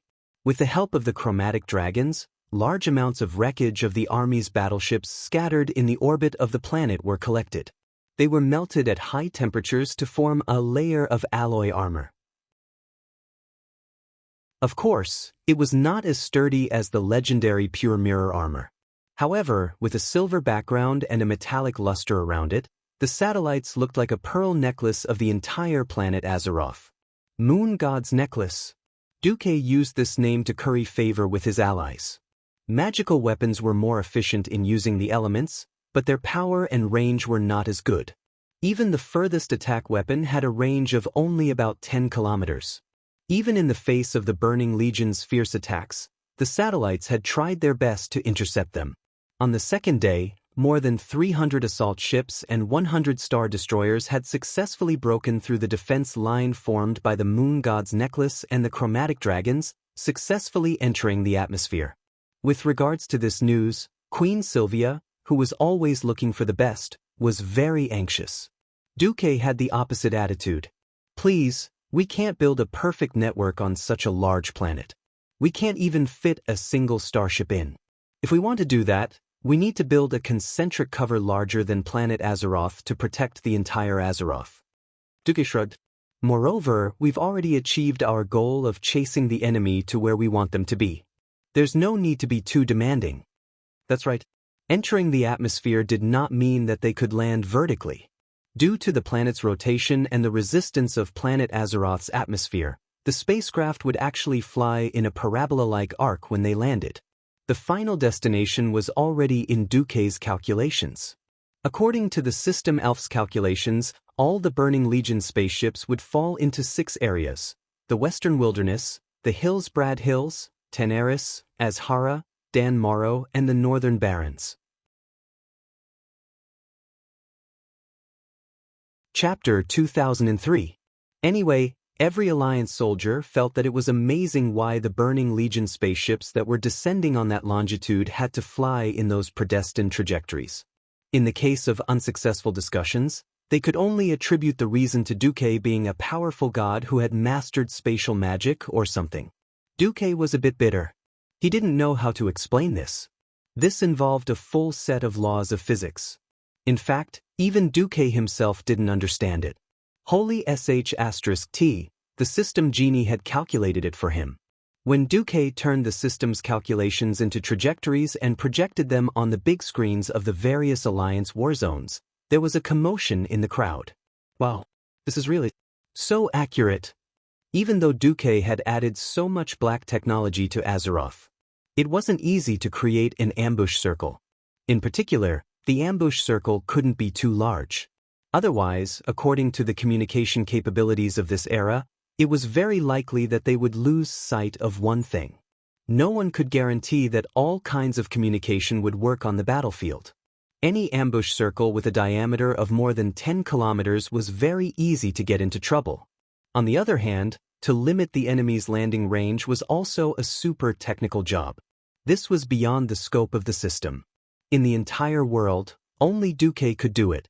None of the demons of the Burning Legion expected that there were still hundreds of flying turrets in the stratosphere of Azeroth. These turrets were often not big. On round stones about 100 meters in diameter, dozens of cannons were installed. Except for a magic cannon similar to the main cannon of the Dalajan 20 years ago, the rest were all anti-aircraft cannons. This made these turrets look even more like hedgehogs. The new magic cannons built by Oder were all controlled by Duque with the system. This was the same as when Duque played the 100-handed Reaper back then. It was an enhanced version of One Man is an Army. The allies on the ground looked at the scene in the sky that looked like half of the end of the world. It was a long line of fire in the sky like a comet falling to the ground after countless planet destroyers forced their way into the atmosphere. It looked like a meteor, but it wasn't. Just as everyone was silently waiting for the comet to hit the ground, a dazzling purplish-blue light shone in the sky. At first, it was a purple light spot, but soon after, every light spot blossomed with a brilliance like that of a star. When the light spots reached their brightest, clusters of light that flew diagonally upward against the meteor shower appeared. So beautiful! In the command center, Sally Whitemane exclaimed. The sky-defying clusters of light were straight, but the zigzagging flying battleships that drew huge arcs in the sky were like moths flying into a flame. It looked like they had actually crashed into the purple light cannons on their own. Bang! Bang! Bang! Bang! In the night sky, countless dazzling flames lit up. The huge meteors suddenly shattered into pieces in the sky, turning into even more scattered and resplendent fragments. From afar, it looked like a fireworks display. But everyone knew what it meant. They still remembered the final battle between the Alliance and the Horde 6 years ago. The cannonball of the Alliance's battleships had blown up the Horde's old flying battleship, and the thick parts of the battleship had also turned into scattered petals in the storm. The only difference was that this battle had taken place at an unimaginably high altitude. Anyone with a bit of common sense would know that the further the distance, the greater the error. Perhaps because the hands on the turret had trembled and missed by a millimeter, when the cannonball had flown 10 kilometers away, the error would be more than 100 meters. This kind of unimaginable sniping could only be done by the commander of the Alliance, who wasn't a true god but was stronger than a true god. In the various command centers, the Alliance soldiers were jubilant. Long live the Alliance! Long live Lord Marcus! In fact, if Duque wanted to, he could even destroy this batch of 1,128 army battleships in the atmosphere. But he didn't do that. This wasn't a war for him alone. This was a war for all intelligent beings in the Azeroth. If he alone could take on this war, he didn't mind the Alliance people standing at the side cheering him on. Unfortunately, Jaden would come. Sargeras would come. This time, there was no longer the anti-Titan formation suppressing their strength. When the experts who had stepped into the realm of gods fought against the strongest experts of the army, it was time for the mortals to bear the heavy responsibility of defense. In today's world where technology was changing with each passing day, 5 years was already a generation of soldiers. Many of the veterans who had actual combat experience had become sergeants or even generals. The ones who were going to fight on the front lines were the new recruits with no actual combat experience. Real combat was completely different from the simulated battle that Duque had the Eridar twins drag a group of captured demons with them. New soldiers had to go through trials of blood and fire in order to grow. How to make the recruits grow at a lower cost was the responsibility of every commander who racked their brains to complete it. Duque left about 10 planet destroyers and more than 40 assault ships at each landing point. Rumble. The assault ships landed forcefully, plowing a long trench in the fields of the western wilderness. The planet destroyers were even more anti-biological. They didn't care about the lives of the passengers inside and directly destroyed the planet. Without slowing down at all, they plunged into the ground with a loud bang. The huge bow of the ship, more than 200 meters long, sank into the soil just like that, leaving only a strange ball of light-emitting green fluctuations on the body of the ship, constantly flickering. In less than half a minute, the green ball of light suddenly expanded and turned into a 3-story tall portal. Blue-skinned demon guards with giant axes began to rush out one after another. This scene was seen by the magic eyes that had been set up near the predetermined ambush circle. In the western wilderness, Marshal Jirian Antonsman waved his hand in the Death Mine's headquarters under Moon Creek Town. A minute later, the Alliance's counterattack arrived. Not only was there the routine bombardment, but there were also hundreds of flying turrets in the sky. These turrets had a completely different mechanism from the Alliance's warships. They were more like hedgehogs that attracted the demons' firepower. Not only did they have magic cannons and conventional cannons, but they also had extremely heavy armor. Alloy armor that was more than a meter thick was wrapped around the granite, adding a bit of hardness. When the cannons scattered the formation of the demon soldiers, densely packed mechanical creatures began to surround them. Other than the standard tracked tanks and self-propelled cannons, there were also mechanical beasts equipped with heavy armor, such as the lion type and the spider type. They moved with great agility, as if they were real creatures. From afar, they looked like a colony of marching metal ants that were about to devour everything in their path. This was the perfect combination of Odor's mechanical army, the Alliance's tanks, and long-range cannons.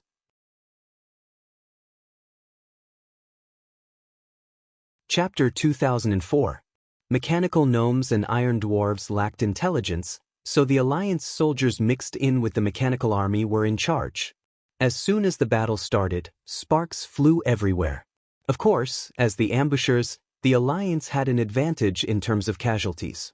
With a near-perfect coordination of cannons and infantry, only one mechanical creation would fall for every 10 demons. In the hills of Hillsbrad, Marshal Windsor, who was old but vigorous, was leading the warriors. Having become Duke's retainer, he had been coerced and enticed by Duke to join the ranks of Immortals a year ago under the pretext of, for the survival of mankind. Duke controlled the number of people who could obtain eternal life very well. Basically, anyone who was above the rank of Lieutenant General would be able to obtain an eternal life spot. Everyone looked at the young and handsome Marshal Windsor in the command seat. Even after a year, they still felt very strange. In Tenaris, Bridget Abendis was in charge of the battle. Azhara was Tyron's adopted daughter, the current high priest of the Night Elves, Chandris. In Dan Moreau, Muradin Bronzebeard was naturally in charge. In the barren lands of the north, Varrock Salyafar led 100,000 orcs. Under the cover of the Alliance's cannons and battleships, they cleared the invading demons in an orderly manner. If the Burning Legion still had a boss who was rational enough to control the overall situation, they would realize the problem of the army: many losses, not many results, and they could not open up the situation. Unfortunately, there was none. There were many factions within the Burning Legion. This dog-eat-dog relationship meant that communication would not be smooth. The demons of other races could not wait to see the other races fall. It was fine if they mocked and ridiculed them, but the key was all kinds of concealment and deception. Those with large losses would exaggerate their achievements and then put a bunch of destroyed planet destroyers into the category of medium damage and heavy damage. When they returned, they would shove it to Morger. If they could not repair it, it meant that the Morger's skills were not good enough. The news from here was that they had successfully landed and killed 100,000 weak mortals. On the other side, it would be 300,000 or 1,000,000. What the hell? Fake reports were everywhere. The most important thing was that the only boss in the army who could control the situation, kill Jaden, was not in the position of commander. He was preparing to go to the front lines to take revenge for the past. During the Battle of the Sun well back then, a certain honest and reliable young man had caused him to bleed. His lower body was stuck, causing half of his body to explode in the Sunwell. He almost died. With only half of his body left, he hid in the deepest part of the distorted void and recuperated for 8 years before his body was complete. Then, he spent another 2 years to restore his power to its full state. When he came out of the mountain again, he saw the army in a mess. Those troublesome bastards were actually fighting amongst themselves in the warped void. In a fit of rage, the egg destroyed several high-grade Void Dukes and their forces that attempted to break through the defenses of its supporters and kill it. Then, it slowly reorganized its army. Naturally, he placed all the blame on Duke and the 2 Eridar twins who dared to collude with Duke, betray him, and set him up. After confirming the news of the army's return, Gemini had been worried for a long time. She had hinted many times that the physiological structure of Eridar females was no different from that of Drenii. Should they find out more about it? Duke had cheated many people and was afraid that Gemini would poison him in some indescribable place. Thus, he had rejected her many times. Gemini, who felt that her life was hanging by a thread and that she might be sold off by Duque at any time, worked even harder. With the help of these 2 spies, they managed to crack the army's communication channel's password in less than 3 hours after the army's invasion. At this time, a team of 500 people proficient in Eridar's language was nervously monitoring the Burning Legion's communication channel to understand their troop movements. It was these asymmetrical advantages that made up for the difference in military strength between the Burning Legion and the Azeroth Coalition army. This made the battle that the Void Dukes thought could be resolved in 24 hours become a long and endless overtime. Back at the Broken Beach, the battle was one-sided at first. After using the saturation bombardment to wipe out most of the demons on the beach, the Void Dukes could only be dealt with in close combat. While Duque was busy intercepting the army's landing spaceships, Varian gave the order to land. Dan retreated and went to Sargera's tomb to perform the resurrection ritual. The Alliance was actually racing against time. After suppressing the army's demons with the cannons, the Alliance's Marines began to land under the cover of the Naga troops. The battle went smoothly at first. Under the command of the Naga, the Murlocs charged onto the beach. They used spears engraved with holy light runes to deal with the remaining demons. The lords under Vashj, together with the Hydrathean water elemental counts, attacked the middle and low-level Void Dukes. Even the high-level lords couldn't survive more than a tenth of Queen Vashj's lightning arrows. The demons that dared to approach the beach were all torn apart and didn't dare to approach. The frigates that had a lower draft and the floating cannons that were flying at a lower altitude pressed forward and used the cannons to kill the demons that were the largest and most durable. Just at this moment, a new enemy appeared. Rumble. It was an old friend that the Alliance wasn't unfamiliar with. Fel Reavers. The great warrior, Varian Rin, who was the commander of the Alliance at that time in history, had sacrificed his life in order to deal with a Fel mech that was clinging onto the Heavenbreaker at the Battle of the Broken Beach. He had no choice but to jump down and kill the Fel mech in order to cover the retreat of the Alliance. It wasn't entirely correct to say that it was the Fel Reavers that killed Varian, but the power of the Fel Reavers was undeniable. The 460mm large-caliber cannons were replaced with armor-piercing cannons. The TNT Holy Light Rune armor-piercing cannons that weighed more than a ton couldn't break through the defense of this terrifying machine that was 20 stories tall and powered by Fel Reavers. The terrifying cannons that could kill humans and animals within 100 meters only left a shallow dent of a few dozen centimeters. Who knew what kind of metal armor this new version of the Fel Reavers used? The Burning Legion, who were at an extreme disadvantage on the battlefield, suddenly moved. Under the cover of the super meat shield, the Fel Reavers, they fiercely pounced into the Alliance's troops that had just landed. They were like a hot knife through butter as they used all kinds of attacks, Eridar Warlock's evil magic, Doomguard's shadow bolts, Cerberus's anti-magic. Originally, there were already hundreds of landing ships on the beach with amphibious tanks. Coupled with Mimirin's mechanical army, more than half of the beach was occupied by the Alliance. The Burning Legion's counterattack immediately had the momentum to chase the Alliance's troops into the sea. Chapter 2005. The Fel Reaver bent its legs, and the jetpack on its back spewed out green demonic flames. 2 seconds later, the gigantic metal body leaped high into the air. With its weight of more than 100 tons, coupled with the acceleration of gravity, when it stomped down, 2 landing ships that were relatively close to each other and had just lowered their shields were instantly trampled into pieces along with the tanks and soldiers on them. It was too fast. There were no screams, only the flesh and blood that shot out from under the Fel Reaver's feet, as well as the aftermath of the engine's explosion. 2 blood-curdling fountains the size of basketball courts were formed. Even though the Fel Reaver's legs sank deep into the soft sand of the beach due to the terrain, it could not offset the shock. Instinctively, the Alliance soldiers on the beach fired even more firepower at the terrifying meat shield-type Fel Reaver. Bang, bang, bang. The sound of bullets and arrows flying could be heard. In history, Varian was able to chop off the head of a modified Fel Reaver with a single slash, and that was because it was a divine artifact. In essence, the Fel Reaver was not really a high-tech robot. In the end, it was just a dark energy being draped in high-tech armor. Morger stuffed a large amount of mixed demonic energy equivalent to a low-tier Void Lord into the shell of a Fel Reaver. Then, the Void Lord would pick out a sufficiently powerful soul from the captured souls, and stuffed it into the Fel Reaver's intelligence core. As for loyalty, there was no need to think about it.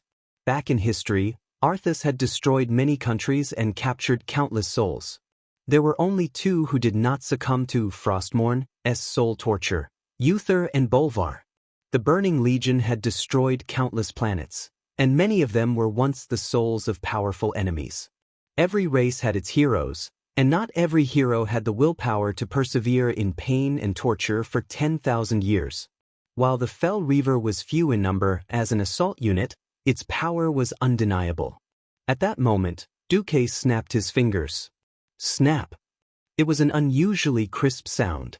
In that instant, the surrounding generals all thought in a daze that Duke, this fella who wasn't a true deity, yet surpassed a true deity, just a snap of his fingers and half of the Burning Legion's demons would be wiped out. Actually no. Duque snapping his fingers could only mean one thing. The Alliance was going to use their secret weapon. Those who stayed in the Naxxrama's Alliance headquarters were either lieutenants who acted as messengers and monitors, or staff officers with the rank of at least colonel or above. Many generals vaguely knew that the Alliance had a secret research that was like a bottomless pit. Every year, the Alliance spent more than 1 billion gold coins on military expenses and transferred away a large number of recognized outstanding researchers. The importance of this project could be seen from the fact that Master Craftsman Gerben was personally overseeing it. When Duque gave the order, they could finally see the true face of the secret weapon. The Burning Legion immediately noticed that the Alliance's flying fleet in the distance had begun to scatter to the left and right. A huge flying battleship with a grayish-black base color and 2 pairs of crimson wings, one large and one small, charged forward at high speed. The huge bow of the ship had a shape similar to the toe of a war boot. The most shocking thing was its size. The 320-meter-long ship was far longer than the 240-meter-long Bismarck. Such a huge flying battleship was enough to amaze the world. What was even more strange was that it used a different power structure from all the flying battleships in the Alliance. The ship's body constantly glowed, telling those who knew it that this was a battleship powered by pure Titan runes. It was completely outside of the magic net and didn't need any fuel engines. Goddess of Wisdom, Minerva. Please give your orders, Commander. All the more important announcements were made by Sally Whitemane by default. There was no helping it. Dumuk just liked her voice. Perhaps this was what it meant to be a voice actor. Duque smiled at the few images in the magic mirror. Are you ready? Ready, a few voices replied in unison. That's good.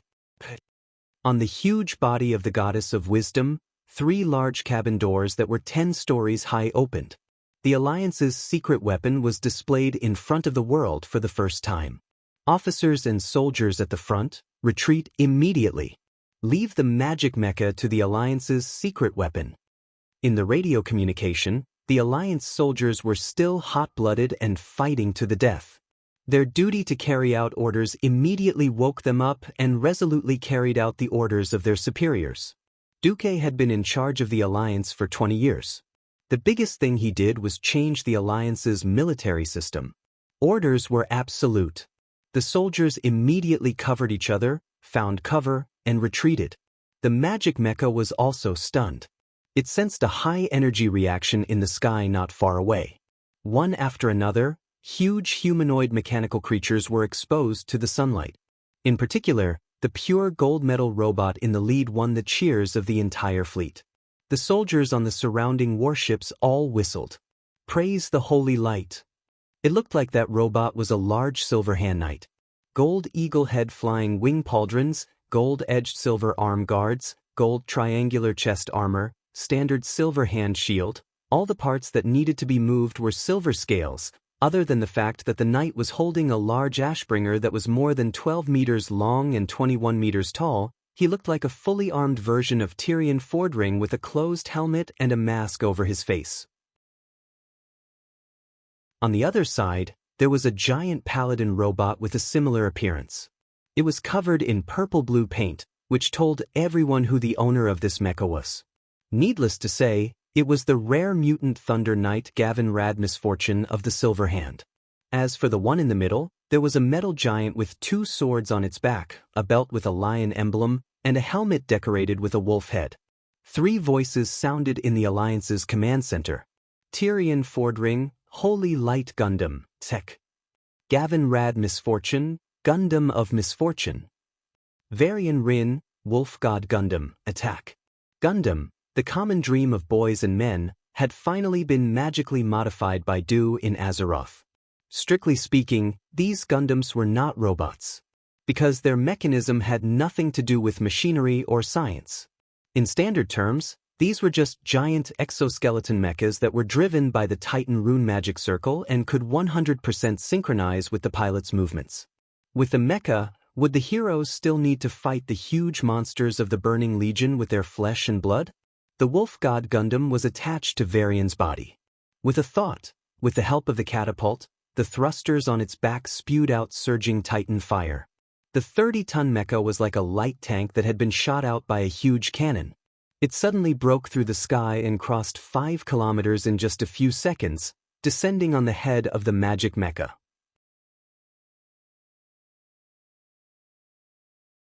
Chapter 2006. In the cockpit, William's armor was suspended by a movable bracket. The Wolf Deity Gundam mimicked William's movements and made the same strike. At the bottom of the metal saws, Titan energy shot out from the 12 round holes, producing a violent propulsion and acceleration effect. The mechanical arm, which was made of flexible metal that imitated the muscles of an arm, swung the giant beheading sword in the mech's hand and made a fierce slash that was as heavy as Mount Tai. The giant metal sword, which was exactly the same as William's artifact, Salamani, cut through the void and slashed at the back of the head of the Fell Reaver, which was obviously slower. The loud sound was like a shot of adrenaline in the ears of the Alliance soldiers. Half of the Fell Reaver's head had completely caved in. Although the Alliance's Gundam was only 1/3 of the Fell Reaver's height, it still looked like an adult fighting a child. Compared to the original version of history, where William was forced to fight such a huge monster with his own body, the situation was much better. The Alliance's Gundam was only inferior in size. Its speed, agility, destructive power, and even strength were much stronger. The metallic mouth of the Fell Reaver that had its head chopped off by William's Gundam opened and closed silently, as though it was about to let out a painful scream. A large amount of dark energy burst out in the form of a green slurry, splashing everywhere. It was obvious that it wanted to drag the Wolf Deity Gundam down with it as it headed towards William's direction.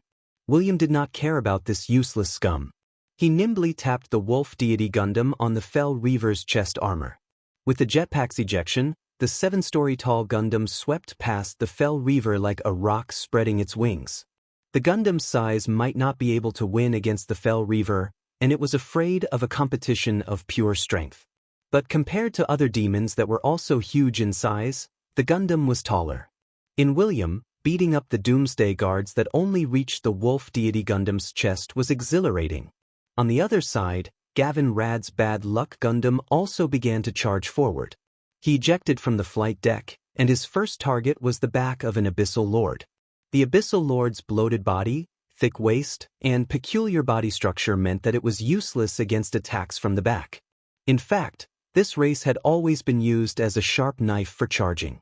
Attacks from the back? In theory, that was the responsibility of the other demons. However, under the effect of gravity, the 35-ton Misfortune Gundam itself was the most terrifying weapon.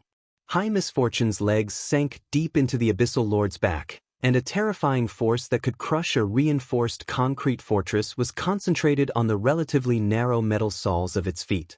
Pooh! With a shocking explosion, the Lord of the Abyss's dragon-shaped lower body turned into a crushed tomato. The stinky internal organs and bones turned into shockwaves of flesh and blood when they exploded. Theon's Holy Light Gundam was the most orthodox of attacks. The Golden Giant raised the silver palm emblem shield with its left arm and charged forward with a ferocious shield bash, blocking the mechanical arm of the other Fell Reaver. At the same time, Ashen Messenger, who had been hiding behind the shield before charging over, slashed horizontally from left to right, deeply cutting open the Fell Reaver's abdomen armor. After landing, the Holy Light Gundam mimicked Theon's movements in the cockpit. It lunged forward, turned right on the tip of its left foot, and swung its left arm violently for a second shield bash. Because of its height, the attack still hit the Fell Reaver's abdomen armor. However, unlike the other two Gundams, the shield shone with a brilliant golden light, like the rising sun. Wow, Her Majesty is showing her power. Ever since Duque let his mouth slip, Gavin Rad, who had a loose tongue, also called Theon Her Majesty, like Duque did. Theon. This was King was praise. That's right. Most of the time, the Alliance version of the Gundam was just a piece of armor that made its movements bigger. If it needed long-range attacks or energy output, it could also insert the weapon in its hand into a special slot to enhance its attack power. After all three of them were wielders of divine artifacts. By the way, Gavin Rad's wind sword was still the wind sword. After Queen Sylvan released Prince Thunderin as her subordinate, she placed the soul fragment of his father, Ikir, into it. Its power was still the same. Theon's Ashbringer was already the strongest holy light amplification device. Suddenly, the holy light burst forth and hit the metal shield like a light cannon. The holy light that was enough to blow up the body of a low-tier Void Lord was condensed into a 2-meter diameter light beam. Then, it aimed at the wound created by the large Ashbringer. Boom! The Fell Reaver's body was directly pierced through. Under the powerful impact, the huge Fell Reaver curled up like a cooked shrimp. In the blink of an eye, its mountain-like body flew straight up into the sky like a home run in a baseball. It flew straight up to a height of 100 meters before losing its momentum and falling in a parabola. Boom! The heavy body flew to the gravel by the beach and exploded like a shockwave. Sand and gravel flew everywhere. Oh! The Alliance soldiers cheered in amazement. That was not the end. The Golden Gundam leaped high into the air and used the force of the jump to crush the Fell Reaver's head. The dark power liquid splattered everywhere. It was like the final cry of this huge creature made of dark power. The Fell Reaver's limbs lost power and collapsed into the gravel and mud. Oh! Long live the Alliance. Without needing anyone to say anything, the Alliance soldiers who had been holding back immediately charged again. With the 3 Gundams as the arrowhead, the Alliance successfully established their first beachhead in about an hour. Of course, this temporary base built with 88mm cannons and diesel tanks as the main firepower was still too weak in front of the Demon Army. In history, in order to fight for the control of strategic locations on the Broken Beach and even the entire Broken Islands, the Alliance and the Horde almost shed their last drop of blood. The problem was that before the war started, there was no way to enter this area to set up a defense, which made the Alliance and the Horde look more like invaders. Since the commander was changed to Duque, and there was no longer any hindrance from the Horde, Duque, who knew about all this, naturally had a new response. Under the cover of tens of thousands of airships and fleets on the sea, the 2 islands began to slowly cruise toward the Broken Beach. One of the islands was not unfamiliar to everyone. It was one of the Pandren's nests, Xianxia.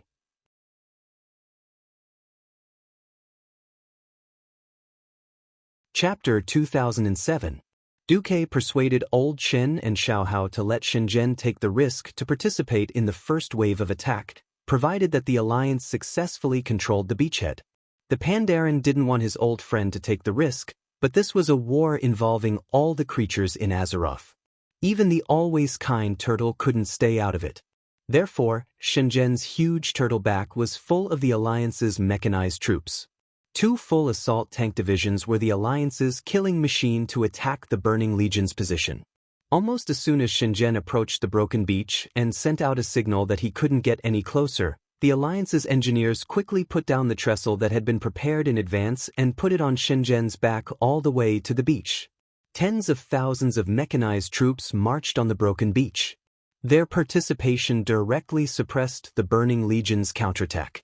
A large number of armored troops, under the cover of the flying fleet in front, occupied the entire Broken Beach in just 12 hours. This laid a firm foundation for the arrival of the second island.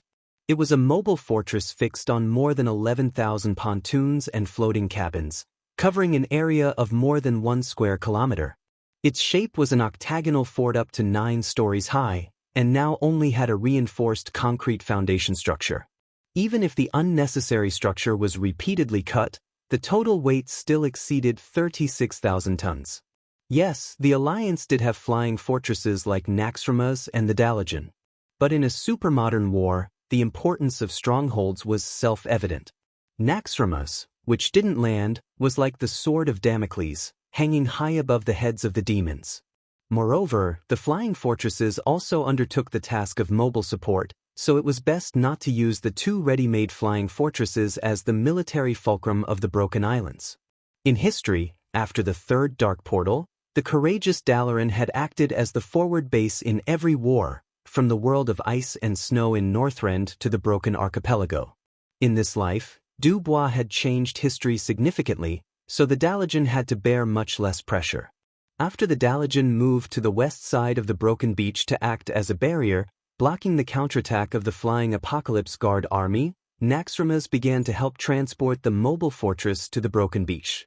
More than 18,000 steel cables hung from the square Naxxramas, and after fixing the cables, they almost hoisted the entire mobile stronghold. It was said to be almost, because among the four major elemental realms, the Earth Elemental Realm, the only one that did not undertake the task of outer atmosphere defense, had undertaken this advancement. The children and servants of the Stone Mother, Therazane, commanded over 10,000 Earth Elementals. They used their sturdy and powerful arms to carry the entire mobile fortress from the shallow waters to the shore. The Earth Elemental Army cast their unique earth magic and flattened the uneven ground on the Broken Beach in just an hour. The huge fortress came crashing down. Place the prefabricated steel column in the reserved cavity and pour cement over it to seal it. Like a swarm of ants, a large number of carriers on the sea and in the air swarmed to the fortress and covered the fortress with a metal deck and magic protection. Normally speaking, it wouldn't be strange for such a massive fort to take 10 years to build in the olden era. But with the help of Duque's modern management methods, black technology, and the extremely magical Earth Elemental Army, the fortress was formed in just 3 days. The Alliance officially named this forward operating base as Fort Courage. That's right. It really took courage to fight against the endless demons of the Burning Legion with a mortal body. Now it seemed that the entire alliance did a better job than everyone thought. Sal stood on the side of a 230-meter-long flying battleship and looked at the majestic city 2 kilometers away that seemed to be changing every moment. He felt a lot of emotions. Did you see that? Old friend, I have imagined countless times, if I had suppressed the opposition in the tribe and did not hand over the authority to Gurus, would the tribe still exist? Obviously, the answer is no. Wajin came over and glanced at the Frost Wolf flying ship that the Alliance had specially built for Sal, and he also felt emotional. The incomparably majestic flying battleship was equipped with the Alliance's ultimate 460mm cannon, as well as the latest Eagle Strike missiles. Unfortunately, the orcs had a natural weakness when it came to operating high-tech weapons. Sal had put in a lot of effort to force this group of guys who would rather charge at the demons with axes and die to receive new knowledge and new weapons. Wajin secretly sighed and said, "The era of the Horde ended 6 years ago. As long as we survive this battle, Azeroth will usher in the era of the Grand Alliance. If we don't want to be destroyed, we should take advantage of the other side's goodwill and become a part of them. I never thought that our decision to join the Alliance was a mistake." Sal had infinite emotions. The battle between the Alliance and the Burning Legion continued. The Broken Islands in the middle of the endless sea of Azeroth had several huge areas. The Alliance was able to obtain a strategic fulcrum on the Broken Beach, which was the lowest altitude and the most convenient to occupy. This was undoubtedly a very gratifying step. With this Courage Fortress that originally did not exist in history, the Alliance could unscrupulously set up artillery positions in the Broken Beach area. Because of the increasing terrain restrictions of the Broken Islands, the artillery range of the ships on the sea would be greatly affected. This kind of fixed artillery position that could use 800mm railway guns was the favorite of artillerymen. With the initial success of the war, there was also a voice within the Alliance. Haha, the demons of the Burning Legion are nothing more than this. Counterattack.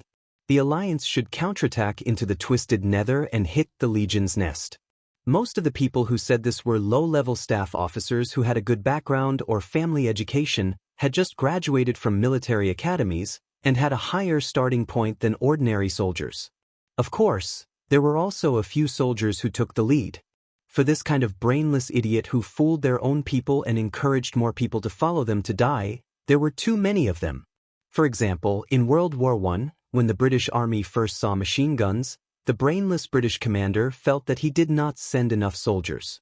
As a result, he sent more soldiers to die in an attempt to use up the enemy's machine gun bullets with their flesh and blood. For this kind of idiot, Duque directly transferred all the guys who talked nonsense to the broken beachfront line.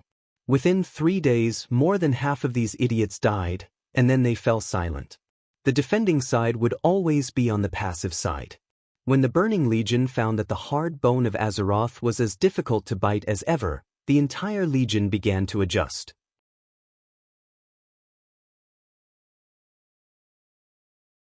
Chapter 2008. Although it was a dog-eat-dog situation within the army, there were not many truly stupid Void Lords. Those with a bad brain would either be so powerful that they could ignore all plots and schemes, or they would have long since been devoured by the other lords without leaving even their bones behind. After the Burning Legion began to adjust their strategy, the Alliance did not have an easy time. The most obvious was that the Void Fleet of the army began to use bait. Tens of thousands of modified spaceships that looked like planet destroyers began to attack the defense line in Azeroth. These bait ships had been modified by the ARG demon technicians.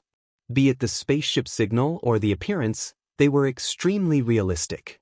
This greatly consumed the energy of the 5 color dragons and highly intelligent fire, wind, and water elemental creatures.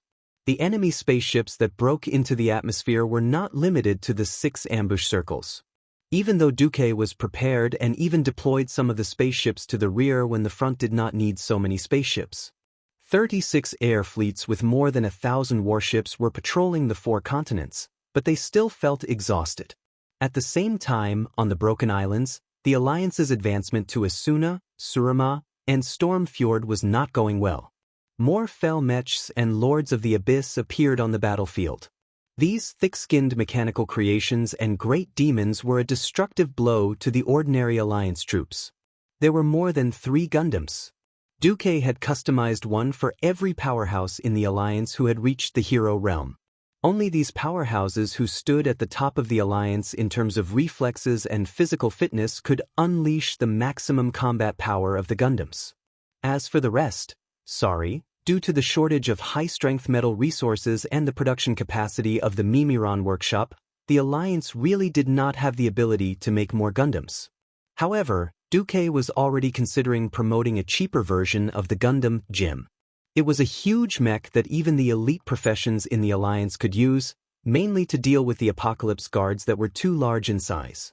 On the 7th day of the war, in order to speed up the destruction of the descending planet destroyers, the Alliance finally began to send the God of the Wilderness, Archon, and the ancient dragons that were transferred back from the Void battlefield to Azeroth, such as Krasus, who should have died long ago.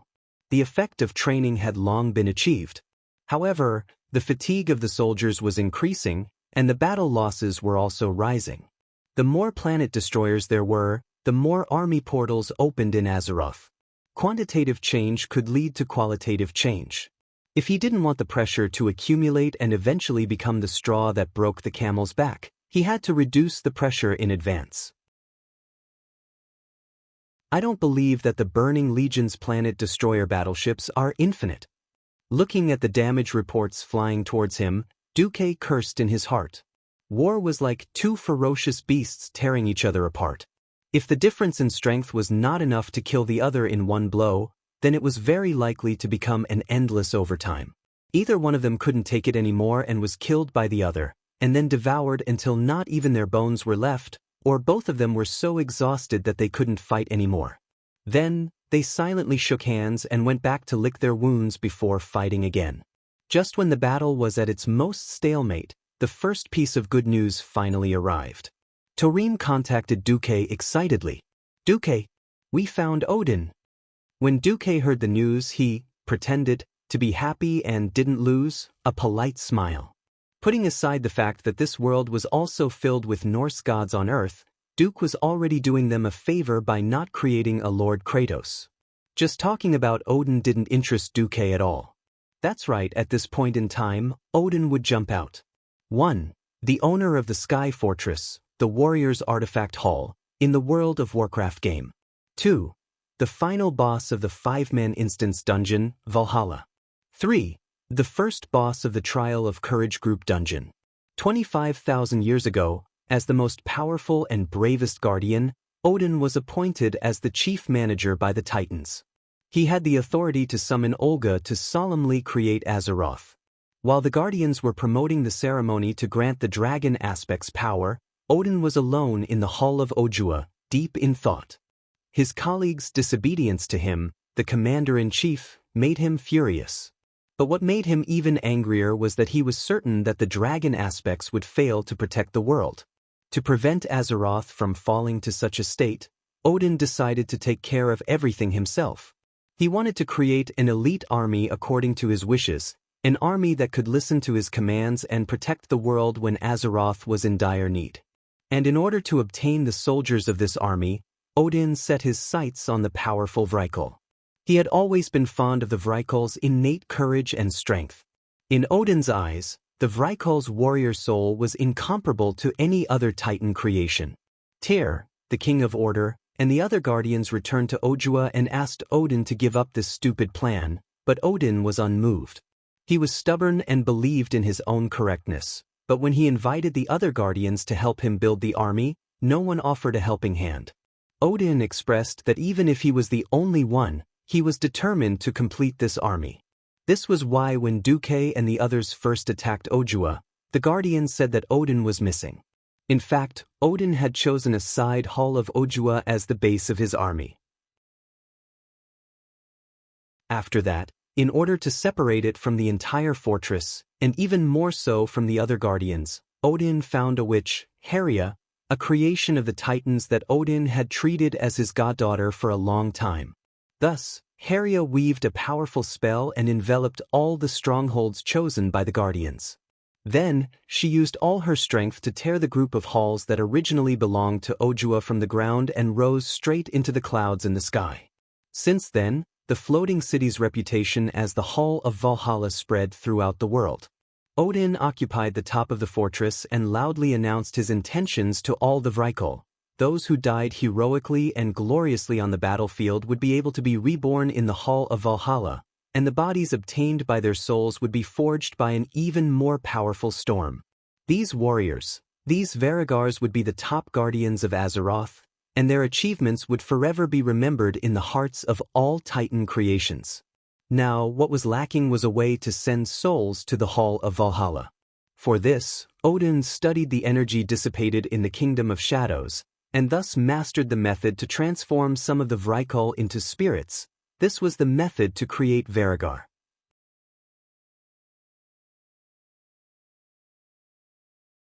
Chapter 2009. These Vagri were spectral servants that could travel between the nation of shadows and the real world, and were used to guide the soul of Vrykul to the Valhalla.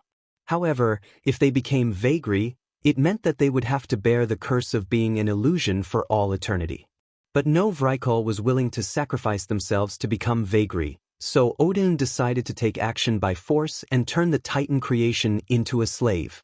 However, this incurred Herria's rebuke. The dispute between the two grew increasingly intense, and the enraged Odin almost fought with Herria. In the end, Herria could only warn Odin that if he was still stubborn, she would return the Valhalla to Odin. To Odin, Herria's disobedience did not only threaten his plan, but also the safety of all of Azeroth. Odin, who had been overwhelmed by the fantasy of the Martyr's Palace, extended his hand towards the witch. Odin first shattered her physical form, then twisted her soul. Thus, the first Vagri in history was born. For a time, Herria's cries of pain and anger rumbled across the land of Azeroth, resounding straight into the center of the Nation of Shadows. This violent transformation caused Herria to be eternally depressed, but her suffering did not end there. Even though she hated Odin for his actions, she could not go against his will. Thus, under the latter's orders, many Vrykul who had no intention of doing so were turned into the cursed Vagri. For a long time, Herria and her Vagri colleagues led the heroic soul of Vrykul to the Valhalla, and the storm-infused Varayr could be seen everywhere in the walled city. And it was Odin himself who gave them power and guided their training. Whether it was breaking off with the Guardians or turning Herja into vagary, he never felt the slightest bit of regret. To Odin, everything he did was for the safety of Azeroth, and to pay his utmost respect to the great pantheon. Well, that's right. Odin of Azeroth was similar to the god King Odin that Duque knew from Norse mythology on Earth. They were both rather annoying. I don't want to give a sh*t about him. If there was something, she would try to ignore him if she could. Duque even had a feeling that if he could deal with the Burning Legion, he might even have to go to war with this fellow. Based on the current situation, this guy's strength was still indispensable. This was because his existence represented assistance from the Pantheon Temple, and it was also the sign of the era of picking up divine artifacts anywhere. The opening of a new hall for all professions was the key to upgrading the divine equipment. Duque rolled his eyes at the god of thunder. Tarim, we've known each other for so long. Don't you have anything to say to me? Tarim, who had never learned how to shrink, always maintained his giant form. He touched his big nose awkwardly. How much do you know? A lot. Mimiron told me of Odin. But I still want to hear your version. A person who played with lightning could easily become a straightforward person after a long period of time. Queen she did not count. Her job was to be the wind. Although Tarim was embarrassed, he still confessed a lot of things. Basically, he knew almost the same as what Duque knew. Finally, he concluded, although we Guardians have had unpleasant experiences working with Odin in the past, Odin will not be careless in the face of a great enemy like the Burning Legion. He is still a Guardian at heart. Duque pretended to think for a while, then called William over. William, I have a mission for you. After hearing this, William was a little speechless. Uncle Duque, isn't it better for you to do this kind of thing? Odin is the chief of the Guardians, right? Duque shrugged. Odin is straightforward and doesn't like to work with others, let alone listen to others' commands in battle. And I heard from Tarim that he is a pure warrior. He will probably get along better with you as a warrior. William was middle-aged and still a little hot-tempered. This had a lot to do with the fact that he had fused with Goldrin's soul fragment, which was equivalent to half a wolf god. But after being in a high position for a long time, he had also matured. He immediately sensed that Duque had a strange dislike, or perhaps resentment towards Odin, so William did not pursue the matter. After knowing Duque for 30 years, he also understood his temper. If he did not say anything, no one could force him. Then, what if Odin asks why you didn't come? What will you say? Duque rolled his eyes. Just say that because the highest guardian of Odin disappeared, I was busy cleaning up the mess of those unreliable pentashade dragons. I was busy intercepting the Burning Legion starships in the void battlefield and could not leave. Hearing this, Tarim and William both choked. After going around in circles, wasn't he still scolding Odin? Was this Odin's fault?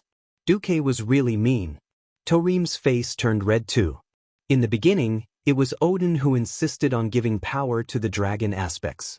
In the end, it was the dragon aspects and the pentashade dragons who shouldered the responsibility of protecting this world for 25,000 years. On the surface, it seemed like the pentashade dragons were unreliable, but everyone knew that the dragon aspects could not have done better in the consecutive battles, including the Cataclysm. Duque was obviously belittling the Dragon Slumber Shrine and trampling on Odin. Tarim glanced at William, who understood tacitly and returned a look. I understand, I'll just say the second half of what Duque said. No one knew that Duque had an even deeper grudge.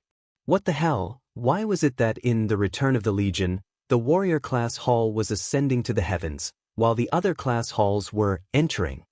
The warriors were like immortals ascending, flying to the firmament shrine. When they turned back, they all looked like comets falling to the ground. They had the aura of a deity descending to the mortal world. Compared to the warrior profession hall, the other profession halls were at least one level lower. Duque also understood that the profession hall had to be in line with the identity of the profession, but the difference in quality was too great. The Guardian Temple of the Mages and the Chapel of the Holy Light for the Paladins were still passable. The pitiful bandits had to go to the sewers, and the Warlock Hall affected the appearance of the city. However, the warlocks and bandits had little to do with Duque. After deciding that William would appear, the rest was to set it up. Tarim continued to narrate the story. We, the Guardians, knew that Odin and his adopted daughter, Hela, had been at odds for a long time, but due to Odin's authority, Hela did not immediately take revenge until the traitorous guardian Loken found Hela. Hela created the underworld abyss not far from the Hall of Heroes and used all the means she could think of to take revenge on Odin. Hela's kingdom controlled the souls of the weak, and through a series of actions such as the creation of Kvarter and the formation of the elite Helagar, they fought against Odin's subordinate, Wagri.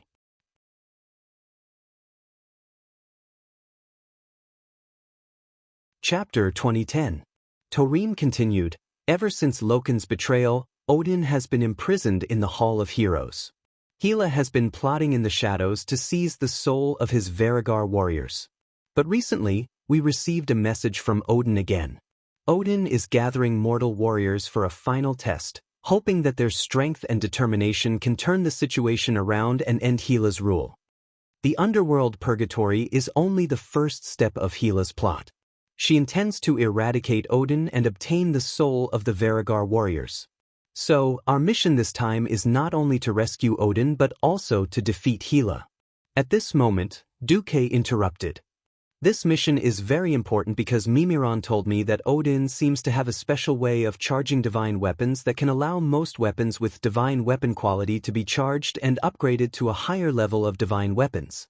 I think this will greatly strengthen the combat power of the professionals in the Alliance. At this point, Varian's eyes lit up shockingly. Duque had long predicted an era where divine weapons were everywhere. Back then, Duque had analyzed it from the perspective of star souls. Things like, I've read all the ancient books in Karazhan and discovered that when a planet's star soul was destroyed by the Burning Legion, it even made a powerhouse who had just stepped into the hero realm become a true god. Although these theories made everyone feel good, deep down, they still did not believe them. If it was not Duque who came up with this theory, it would most likely be taken as boasting. Divine weapons were everywhere, and purple equipment was not even comparable to dogs. Would such a good thing really exist? When this day was about to come, it was actually quite exciting. How could 1 or 2 divine weapons be enough? Who did not want to have a full set of divine weapons? Looking at the excited Varian, Duque's mouth twitched. Although he was already a demigod, he could not avoid it. Mages and demigods were extremely powerful, but in contrast, the physique of mages was so weak that they were even weaker than ordinary hero warriors. Back then, Medivh, as a demigod mage, had also died. As long as one did not activate a magic shield or magic armor, and removed the elemental transformation in one's body, stabbing a demigod mage to death would be a piece of cake. How could they be like the thick-skinned defense warriors, who could still jump around like pigs after being shot? Mages were a contradictory combination of extreme power and unimaginable fragility. However, William was enough to deal with Odin. Duque couldn't be bothered to play the game of allies with Odin, who was a little crazy. Time passed quickly. The allied forces formed by the Alliance and the Guardians formed a tug-of-war with the Burning Legion. The army began to work hard to prevent the assault ships and planet destroyers from entering the Alliance's encirclement. This increased the pressure on the 2 geosynchronous satellite fortresses on the Void battlefield. Overall, the number of demonic warships entering Azeroth had decreased in late April, but they had spread more widely. Even when Duque had sent out half of the reserve fleet that he had been holding back to split the Alliance's starships into 36 fleets, it still felt like a mess. The demons charged at the Alliance without any regard for their lives. The Alliance had to pay a heavy price for every meter they advanced on the Broken Islands. By the middle of April, the number of Alliance soldiers dying in battle had exceeded 10,000. By the end of the month, the number had risen to 30,000. On April 22nd, more than 500,000 Alliance soldiers had died since the start of the war. And at this moment, Duque suddenly felt his heart palpitate. He was in the command center of Naxxramas, and Duque was dreaming. There was only one being in the entire world that could make a demigod daydream and forcibly pull his soul into a dream for a short period of time. The Dragon King of the Emerald Dream, Isra. Isra's usually soft voice had a rare hint of anxiety. Duque, something's wrong. The Emerald Dream has been contaminated by an unknown force. Even Cenarius is not normal. Come and help me, you're the only one in this world who can help me. Duque shuddered. Wait, isn't the King of Nightmares Savi's dead? No, it doesn't look like Savi's. I'm very familiar with his soul and the waves of the dream. In the dream, the human form of Isra bit his lips, his face even twitching slightly in pain. Don't pull my spirit. I need to go back and confirm something. Give me 5 minutes. Okay. The next moment, the scene in front of him suddenly receded like the tide. A stream of light flashed, and Duque found himself sitting in the command seat again. Duque, what's wrong? Jaina was the most anxious. I'm fine, but something has happened to the Emerald Dream. Isra just asked me for help. Duque's words shocked the surrounding alliance bigwigs. With doubts, Duque opened his right hand and took out a divine artifact from the space he had condensed with his own power, the Tear of Elune. Duque narrowed his eyes. Something was wrong. If this was the original history, the King of Nightmares Savis, who should have died and been revived again and again, once again using nightmares to contaminate the Emerald Dream. Many druids were corrupted by the nightmares, and even Cenarius could not escape the corruption. Malfurion Stormrage had lost his mind because Cenarius had been corrupted by the King of Nightmares Savis, so he went after Savis alone. Isra was worried about Malfurion's safety and followed closely behind. However, everything was a trap set by Savis. Savis caught Malfurion and used the corrupted divine artifact, the Tear of Elune, to hit Isra who was rushing over. The corrupted Tear of Elune entered Isra's body and corrupted him. Then, Savis took Malfurion away and allowed the corrupted Isra to destroy the Moon Temple. Tyrant Whisperwind, who arrived late, had a difficult choice to stop the corrupted Isra first and save Malfurion later. With the help of a group of mortal heroes, the corrupted Isra was defeated. Before he died, the moon emitted a beautiful light like a miracle and took away Isra's soul. Thus, the dragon aspect Isra had fallen. Unlike the annoying Maligos and the arrogant Nozdormu, Isra had always been a positive character. As a dragon girl, she was very popular among the players. During the Return of the Legion period, Isra's death made countless players sad. After knowing each other for so many years, Duque had saved so many people and changed the fates of so many people who were supposed to die. He had even saved Nozdormu, so of course, he would not leave Isra behind. He had beaten the crap out of Savis in advance and destroyed his soul. He had even persuaded Elune to let Isra give him the Tear of Elune. It could be said that under normal circumstances, there was no possibility of Isra being corrupted again. What the hell was going on in the Emerald Dream? What was going on?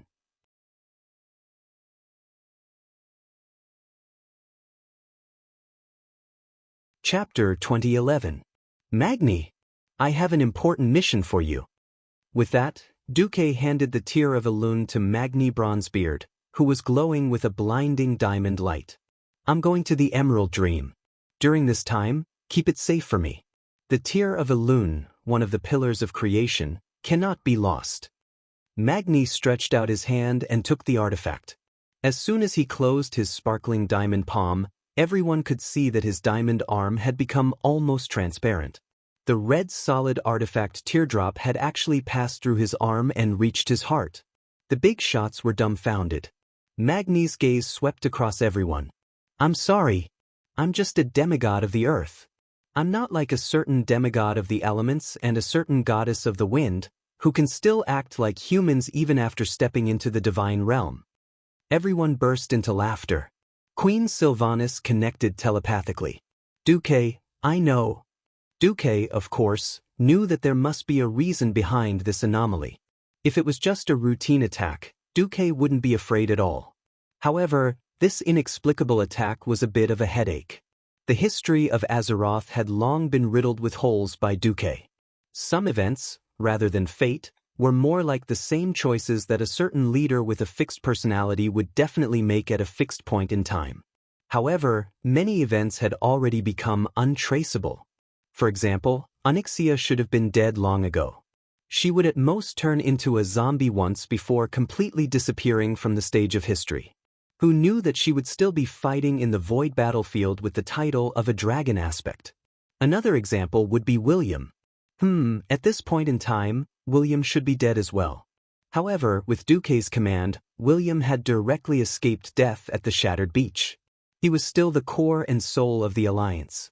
Logically speaking, there shouldn't be a card like King of Nightmares, Savi's. This was different from Enzos's previous strategy. It was equivalent to a direct attack now. If it was in the game, Emerald Nightmare would only be a transitional dungeon. Those who needed to beat people up and those who needed to push the boss pushed the boss. Apart from countless players cursing the glass scum for killing our beautiful Isra, the Jade Nightmare was no different from other group dungeons.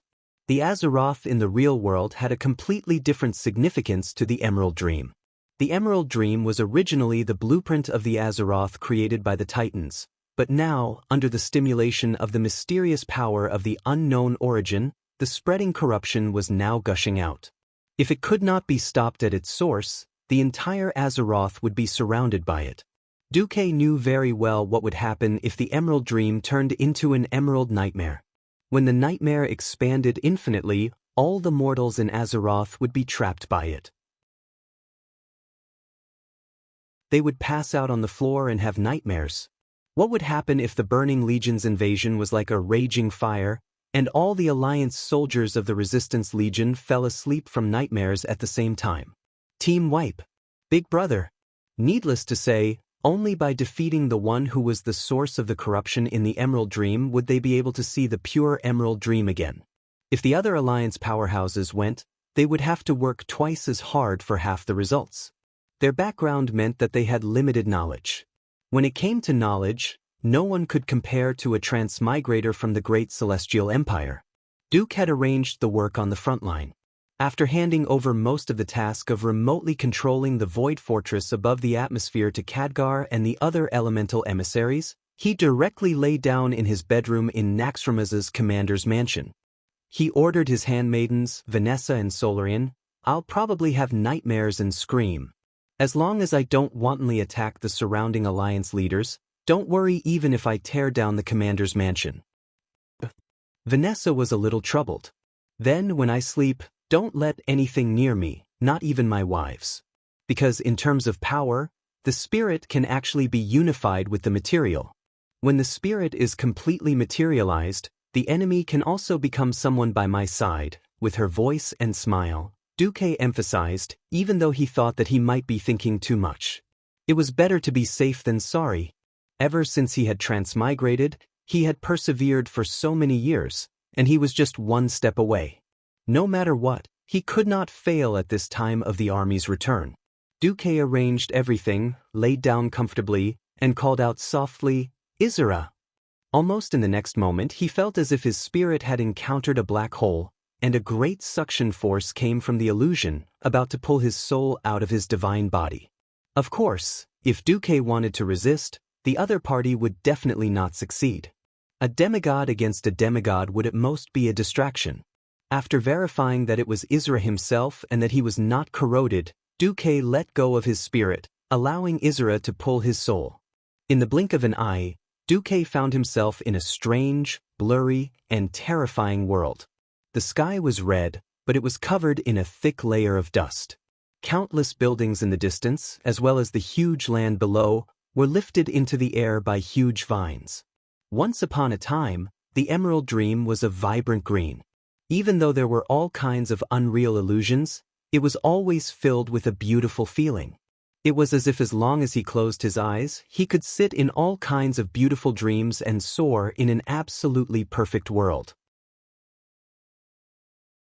Now, all that came to his nose was a rotten smell, like a piece of fat pork that was bought and thrown in a corner for a week, emitting the kind of rotten smell that cockroaches and mice loved.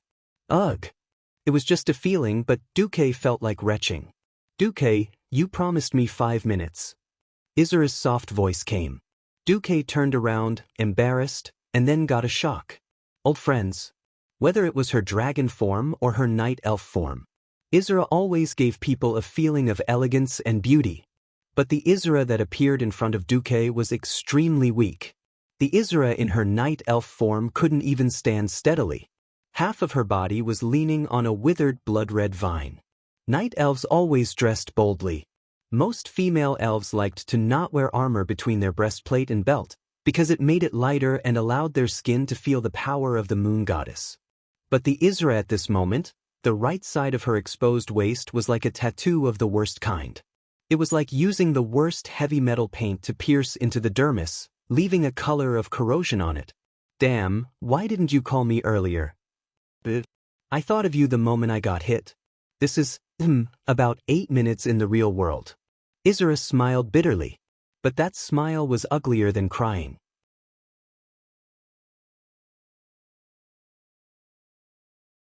Chapter 2012. It would be a lie to say that Duque's heart did not ache when he said that Izura was seriously injured. His facial muscles twitched as he looked at Izura, half of her body in a corroded state. Duque said, "How did it corrode you?" "Close the tunnel." "No way." Izura panicked. "My soul has already completely fused with the Emerald Dream. The corrosion of the Emerald Dream is equivalent to the corrosion of my soul.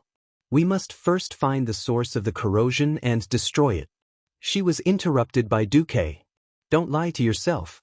At this rate, you will be corroded before we find and destroy the source of the corrosion.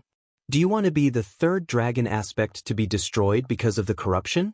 Duque said, "My duty. The Titan gave you the duty to protect the Emerald Dream. In other words, as long as the Emerald Dream is fine, it doesn't matter whether you will be corrupted or not. Am I right?" After knowing them for so long, Duque had figured out the personalities of these dragon aspects. With that, Izura was immediately speechless. "Stupid woman. Immediately disconnect your soul from the Emerald Dream. If not, I don't know if the Emerald Dream can be saved, but you definitely can't." But, Izura felt wronged. Her brothers and sisters were still fighting in their own fields. Alexstrasza was busy presiding over the void battlefield. Nozdormu was using the little divine power of space and time to resist the invasion of the Burning Legion from other timelines. Letting Goden come over was already a dereliction of duty. Nozdormu would definitely not allow more demons to come from other timelines. In the end, the one who could help was an outsider like Duque. While Izura was hesitating, the corrosion continued to spread. In the time it took to talk, it was no longer just at her waist. It seemed to be spreading up to her ribs and chest. "Stupid. Don't you understand? You're not a dragon aspect that you were born with. You're just a native dragon that has gained sentience. The Titan caught you to work. As long as you haven't abandoned your duty." As Duque spoke, he actually pressed his hand on Izura's rotten abdomen. Not because her body was touched, but because she was shocked to find that Duque was trying to seize control of the Emerald Dream. Izura suddenly understood everything. "Duque, what are you doing?" Izura screamed, and in his panic, even tears came out of the corners of his eyes. "No, you can't do that. I know you mean well, but if you really want to corrupt and degenerate, I alone am enough. Azeroth should not have lost 2 demigods of the righteous side in one day." Izura's words stunned Duque. This is really kind-hearted. However, this also strengthened Duque's confidence in saving her. "Enough." Duque roared like an enraged lion. "Didn't you find me because you knew that I could save you and the Emerald Dream? I'm coming. I also have a way. Do as I say, so that we don't have to corrupt and can survive.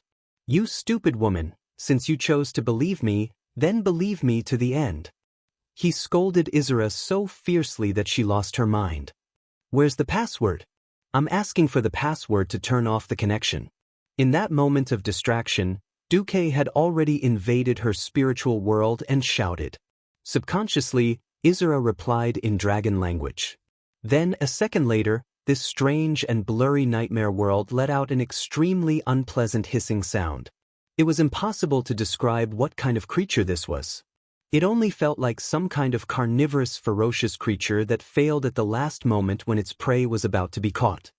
Pooh, pooh, pooh, pooh. Both of them collapsed on the ground and looked at each other, a little dazed. Cutting off the connection with the dream and losing control of the entire giant dream space, they avoided the rapid expansion of the corrosion, but the already corroded areas still did not lessen.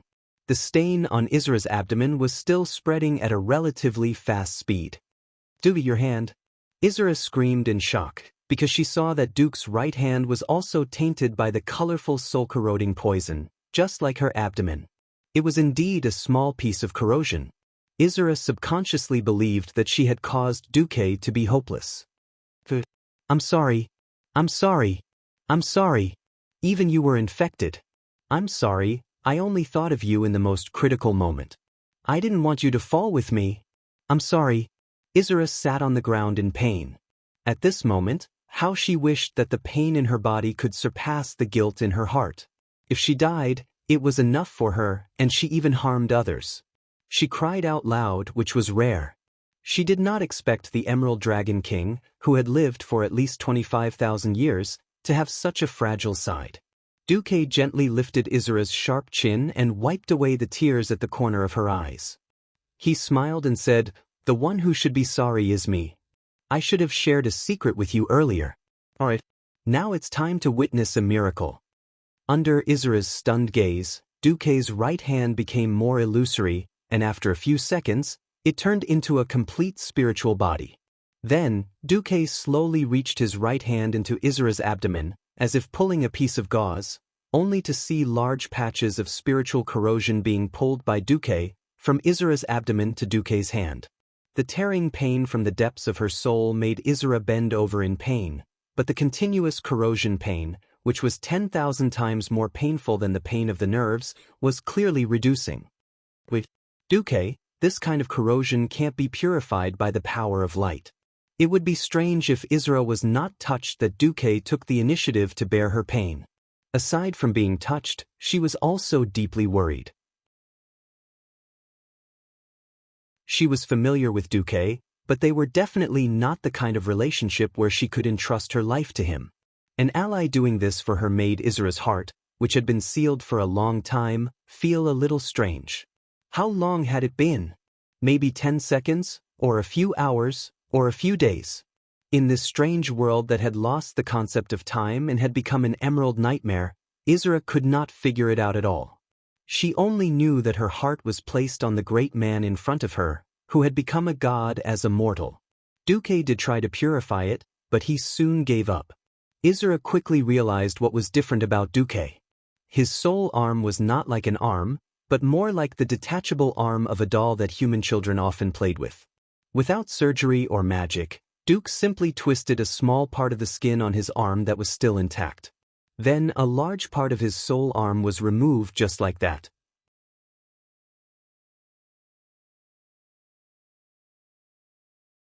Chapter 2013. It was thrown to the side like trash. In midair, Duke raised his left hand and chanted, "Destroy." A huge fireball that looked like a pyroblast appeared out of thin air and burned the entire rotten soul arm into ashes. Izra was dumbfounded. She was completely dumbfounded. "Yes, my soul is special. I can use my main soul to assimilate the soul and soul fragments that have lost their owners, turning them into a part of me. As for cutting souls, I learned it from the Burning Legion when I was undercover. I think you won't blame me." Duke's smile was light, but his confidence gave Izra a different feeling. "I won't."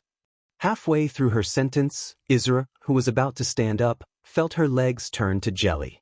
She fell into Duke's arms. "I'm sorry, my legs are jelly." Izra realized that this was the day she had apologized the most in all her years of life. She was extremely weak. Other than Duke, who could increase or decrease souls at will, any normal being would be greatly weakened if their soul was damaged. "Take a break." Duke patted Izra's back lightly.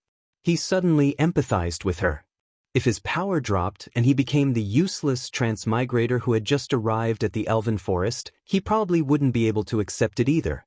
Strength, glory, status, and power. Once you had these things, you would never want to lose them. Unfortunately, a boat sailing against the current would either advance or retreat. Duque had no way out. Isra shook her head resolutely.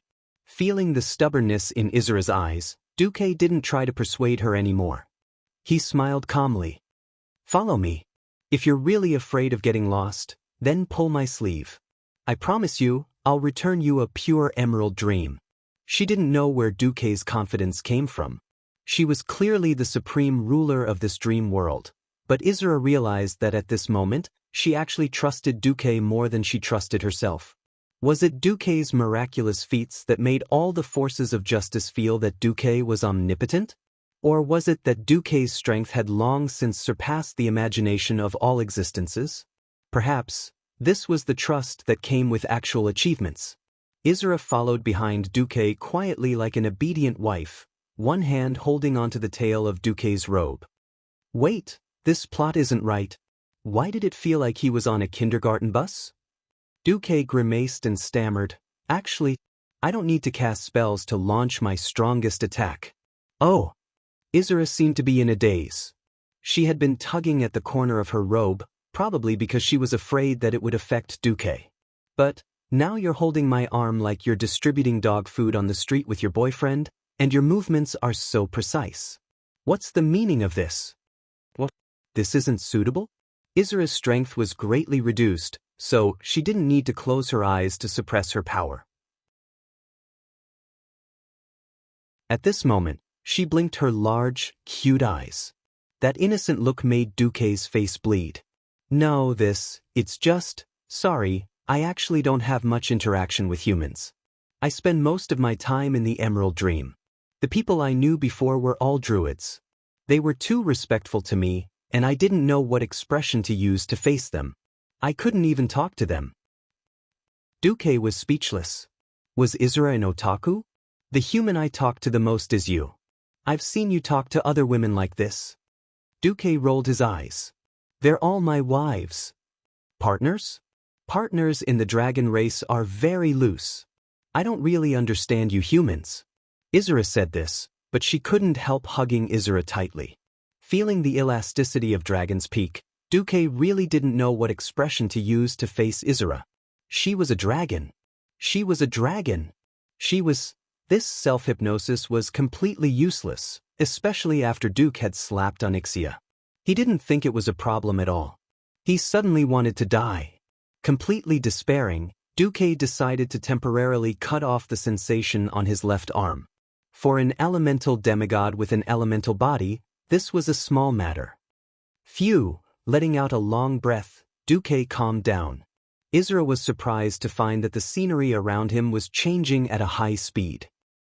You know how the power of the Emerald Dream works? Just a little. Duque's humility seemed more like pretentious in the eyes of the dragoness. The scenery in front of him quickly dissolved.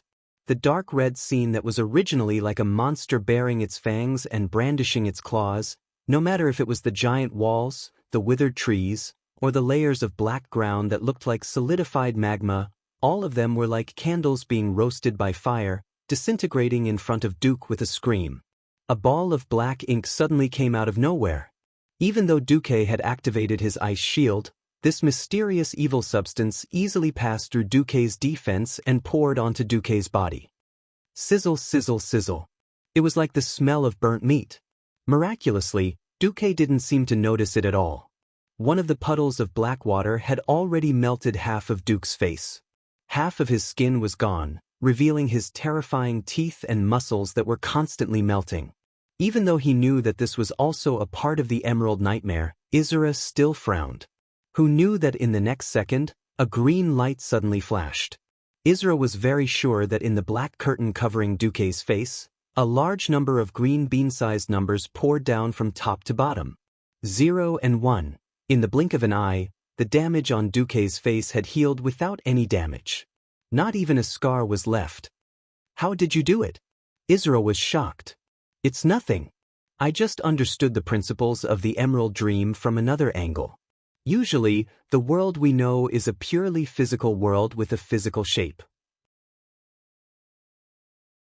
But the line between the physical and the spiritual in the world of Azeroth is not as clear as mortals think. Yes. Isra nodded. The Emerald Dream is the blueprint that the Titans left for the Azeroth.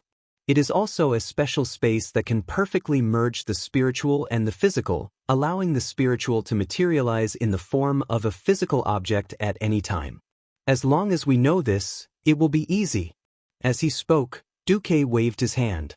An exaggerated light shield the size of a football field enveloped him and Isra.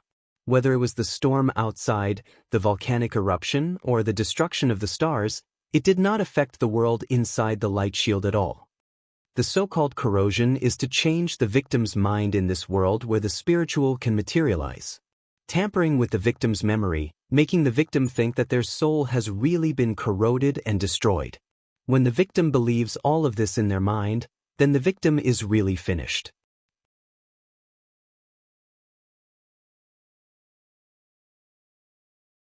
Chapter 2014. But no matter who it is, it's impossible to not be affected here. Isra said with absolute certainty. I'm affected. Duque tapped his temple and then grabbed with his fingers. His right hand, which had become translucent, grabbed and pulled out an illusory, human skin that looked exactly like his face. No, it wasn't human skin. It was like a three-dimensional projection of Duque's appearance. For a moment, Isra thought that Duque was playing with a magic mirror. She immediately confirmed that it was also a spiritual fragment with soul material. I've made my spiritual sea into a layered spherical defense system. Every time a layer is contaminated by the Jade Nightmare, I'll abandon this layer of spiritual shield. Isra froze on the spot and then said, but you'll still be damaged. As long as I stay here, I'll be constantly attacked by the entire nightmare world. So I'm trying to find the fulcrum of this world, or rather, replace the attacker behind the scenes as the core of the source of corrosion. You can find it? Isra was surprised. It's not that I can, but I've already found it. Come. Duque turned to the left, and Isra hurriedly followed. Duque slowly stepped on the somewhat illusory scarlet ground, but the scenery in front of him changed 10 times in a second. Duque's left hand pressed lightly into the void, and one huge landscape after another melted like wax in front of the man and dragon, disappearing into the void. The scene changed. Soon, the shadow of a towering giant tree appeared in front of them. Sarah Dashiel? Isra was a little stunned. Duque raised his head slightly. What Dashiel? It was actually the world tree planted by a group of night elf druids, one after another, one after another. After the battle of the ancients 10,000 years ago, Azeroth changed dramatically, and the continent of ancient Kalimdor exploded. The druid survivors on the Broken Isles wanted to use the method of planting the world tree to cure Azeroth, so they planted Sarah Dashiel in Volsel. Before the arrival of the Legion, although the Broken Archipelago was surrounded by the power of the Great Maelstrom, Sarah Dashiel had always existed on the Broken Archipelago in peace. The Alliance had yet to conquer Surlama, let alone Sarah Dashiel, who was in the Black Heart Forest in the northwest corner of the Broken Islands. However, in the Azeroth spiritual blueprint of the Emerald Dream, Sarah Dashiel was safe and sound. At this moment, Isra saw a dragon. Her face turned pale, and she mumbled in a dreamy voice, Nisandra. Duque was also sighing. Nisandra used to be the protector of the world tree, Sharadasil, in the Emerald Dream. As a member of the Green Dragon Army, when this mysterious corruption nightmare engulfed Sarah Dashiel in the dream, this sleeping guardian was also corroded and engulfed. The current Nisandra was just an afterimage of the past. She was trapped in the plague and was ready to devour any fool who dared to enter her lair. Roar. It was a furious roar. The shadow of the green dragon could no longer be seen on this giant dragon. The once beautiful green scales had now turned into a deathly pale gray substance. It looked like it could be weathered at any moment and then collapse on the spot. Isra pursed her lips. This made her feel very uncomfortable because this nightmare dragon reminded her of herself as an ancestor dragon. Xianxia felt the presence of a threat. She spat out dirty saliva as soon as she appeared. Although she wanted to define it as dragon breath, it was too disgusting. The green, sticky liquid was mixed with a large number of large and small insect limbs. It smelled worse than the rancid water that pigs ate. This was also a type of corrosive spit. Duque reached out his hand and a translucent purple-blue arcane wall immediately appeared above their heads. He pointed his finger forward and a hand of magic the size of a tank appeared out of thin air. With a push, the arcane wall immediately moved forward. The swooping, rotting breath was like a baseball that was hit back in the air. There was a clatter in the air and it bounced back at an even faster speed. Xianxia had no time to dodge and was directly hit by her own rotting breath. This made her, who no longer had much rationality left, a little dazed. As a standing beginner boss, Xianxia's special skills were really nothing special. If it was a country bumpkin at the time of the Burning Crusade, perhaps her rotting breath would cause enough confusion for a mortal hero. But that was all. Duque, don't torture her. Let her rest in peace, even if this is already her afterimage. Isra pleaded. Duque raised his finger and more arcane walls appeared around Xianxia. This was to prevent her from spitting out and launching corrosive attacks. Roar! Xianxia bared her fangs and claws, trying to use the rhinoceros-like horn on her dragon head to break through the arcane walls. Unfortunately, Duque turned his wrist and immediately an arcane rope of light that was at least 3 people wide appeared around her. It wrapped around her 2 hind legs in an instant. Bang! Accompanied by a loud noise, she fell to the ground awkwardly. She let out a bestial scream. At this time, countless green beetles the size of 3-wheeled motorcycles began to crawl out from the ground in all directions. They let out rustling sounds and surged towards Duque and Isra like a tidal wave. Duque snapped his fingers. An ice storm immediately rose. There was a series of continuous ping-ping-pang-pang sounds similar to glass shattering. Looking diagonally above their heads, they saw countless snow-white chunks of ice being flung away. Hundreds and thousands of large beetles were instantly turned into ice sculptures. Then even more ice elements covered them, turning them into ice cubes. In the end, they were crushed into ice in midair by the ice storm. With Duque and Isra in the center, it was like a crystal rain in a diameter of 30 meters. Countless ice crystals that were the limbs of the beetles fell down and formed a layer of ice and snow on the ground. At this time, Isra was shocked to find that Xianxia had stopped moving. The huge dragon body had turned into a huge ice sculpture. It seemed that only in this state could Isra find the beautiful shadow of his former subordinate in the past.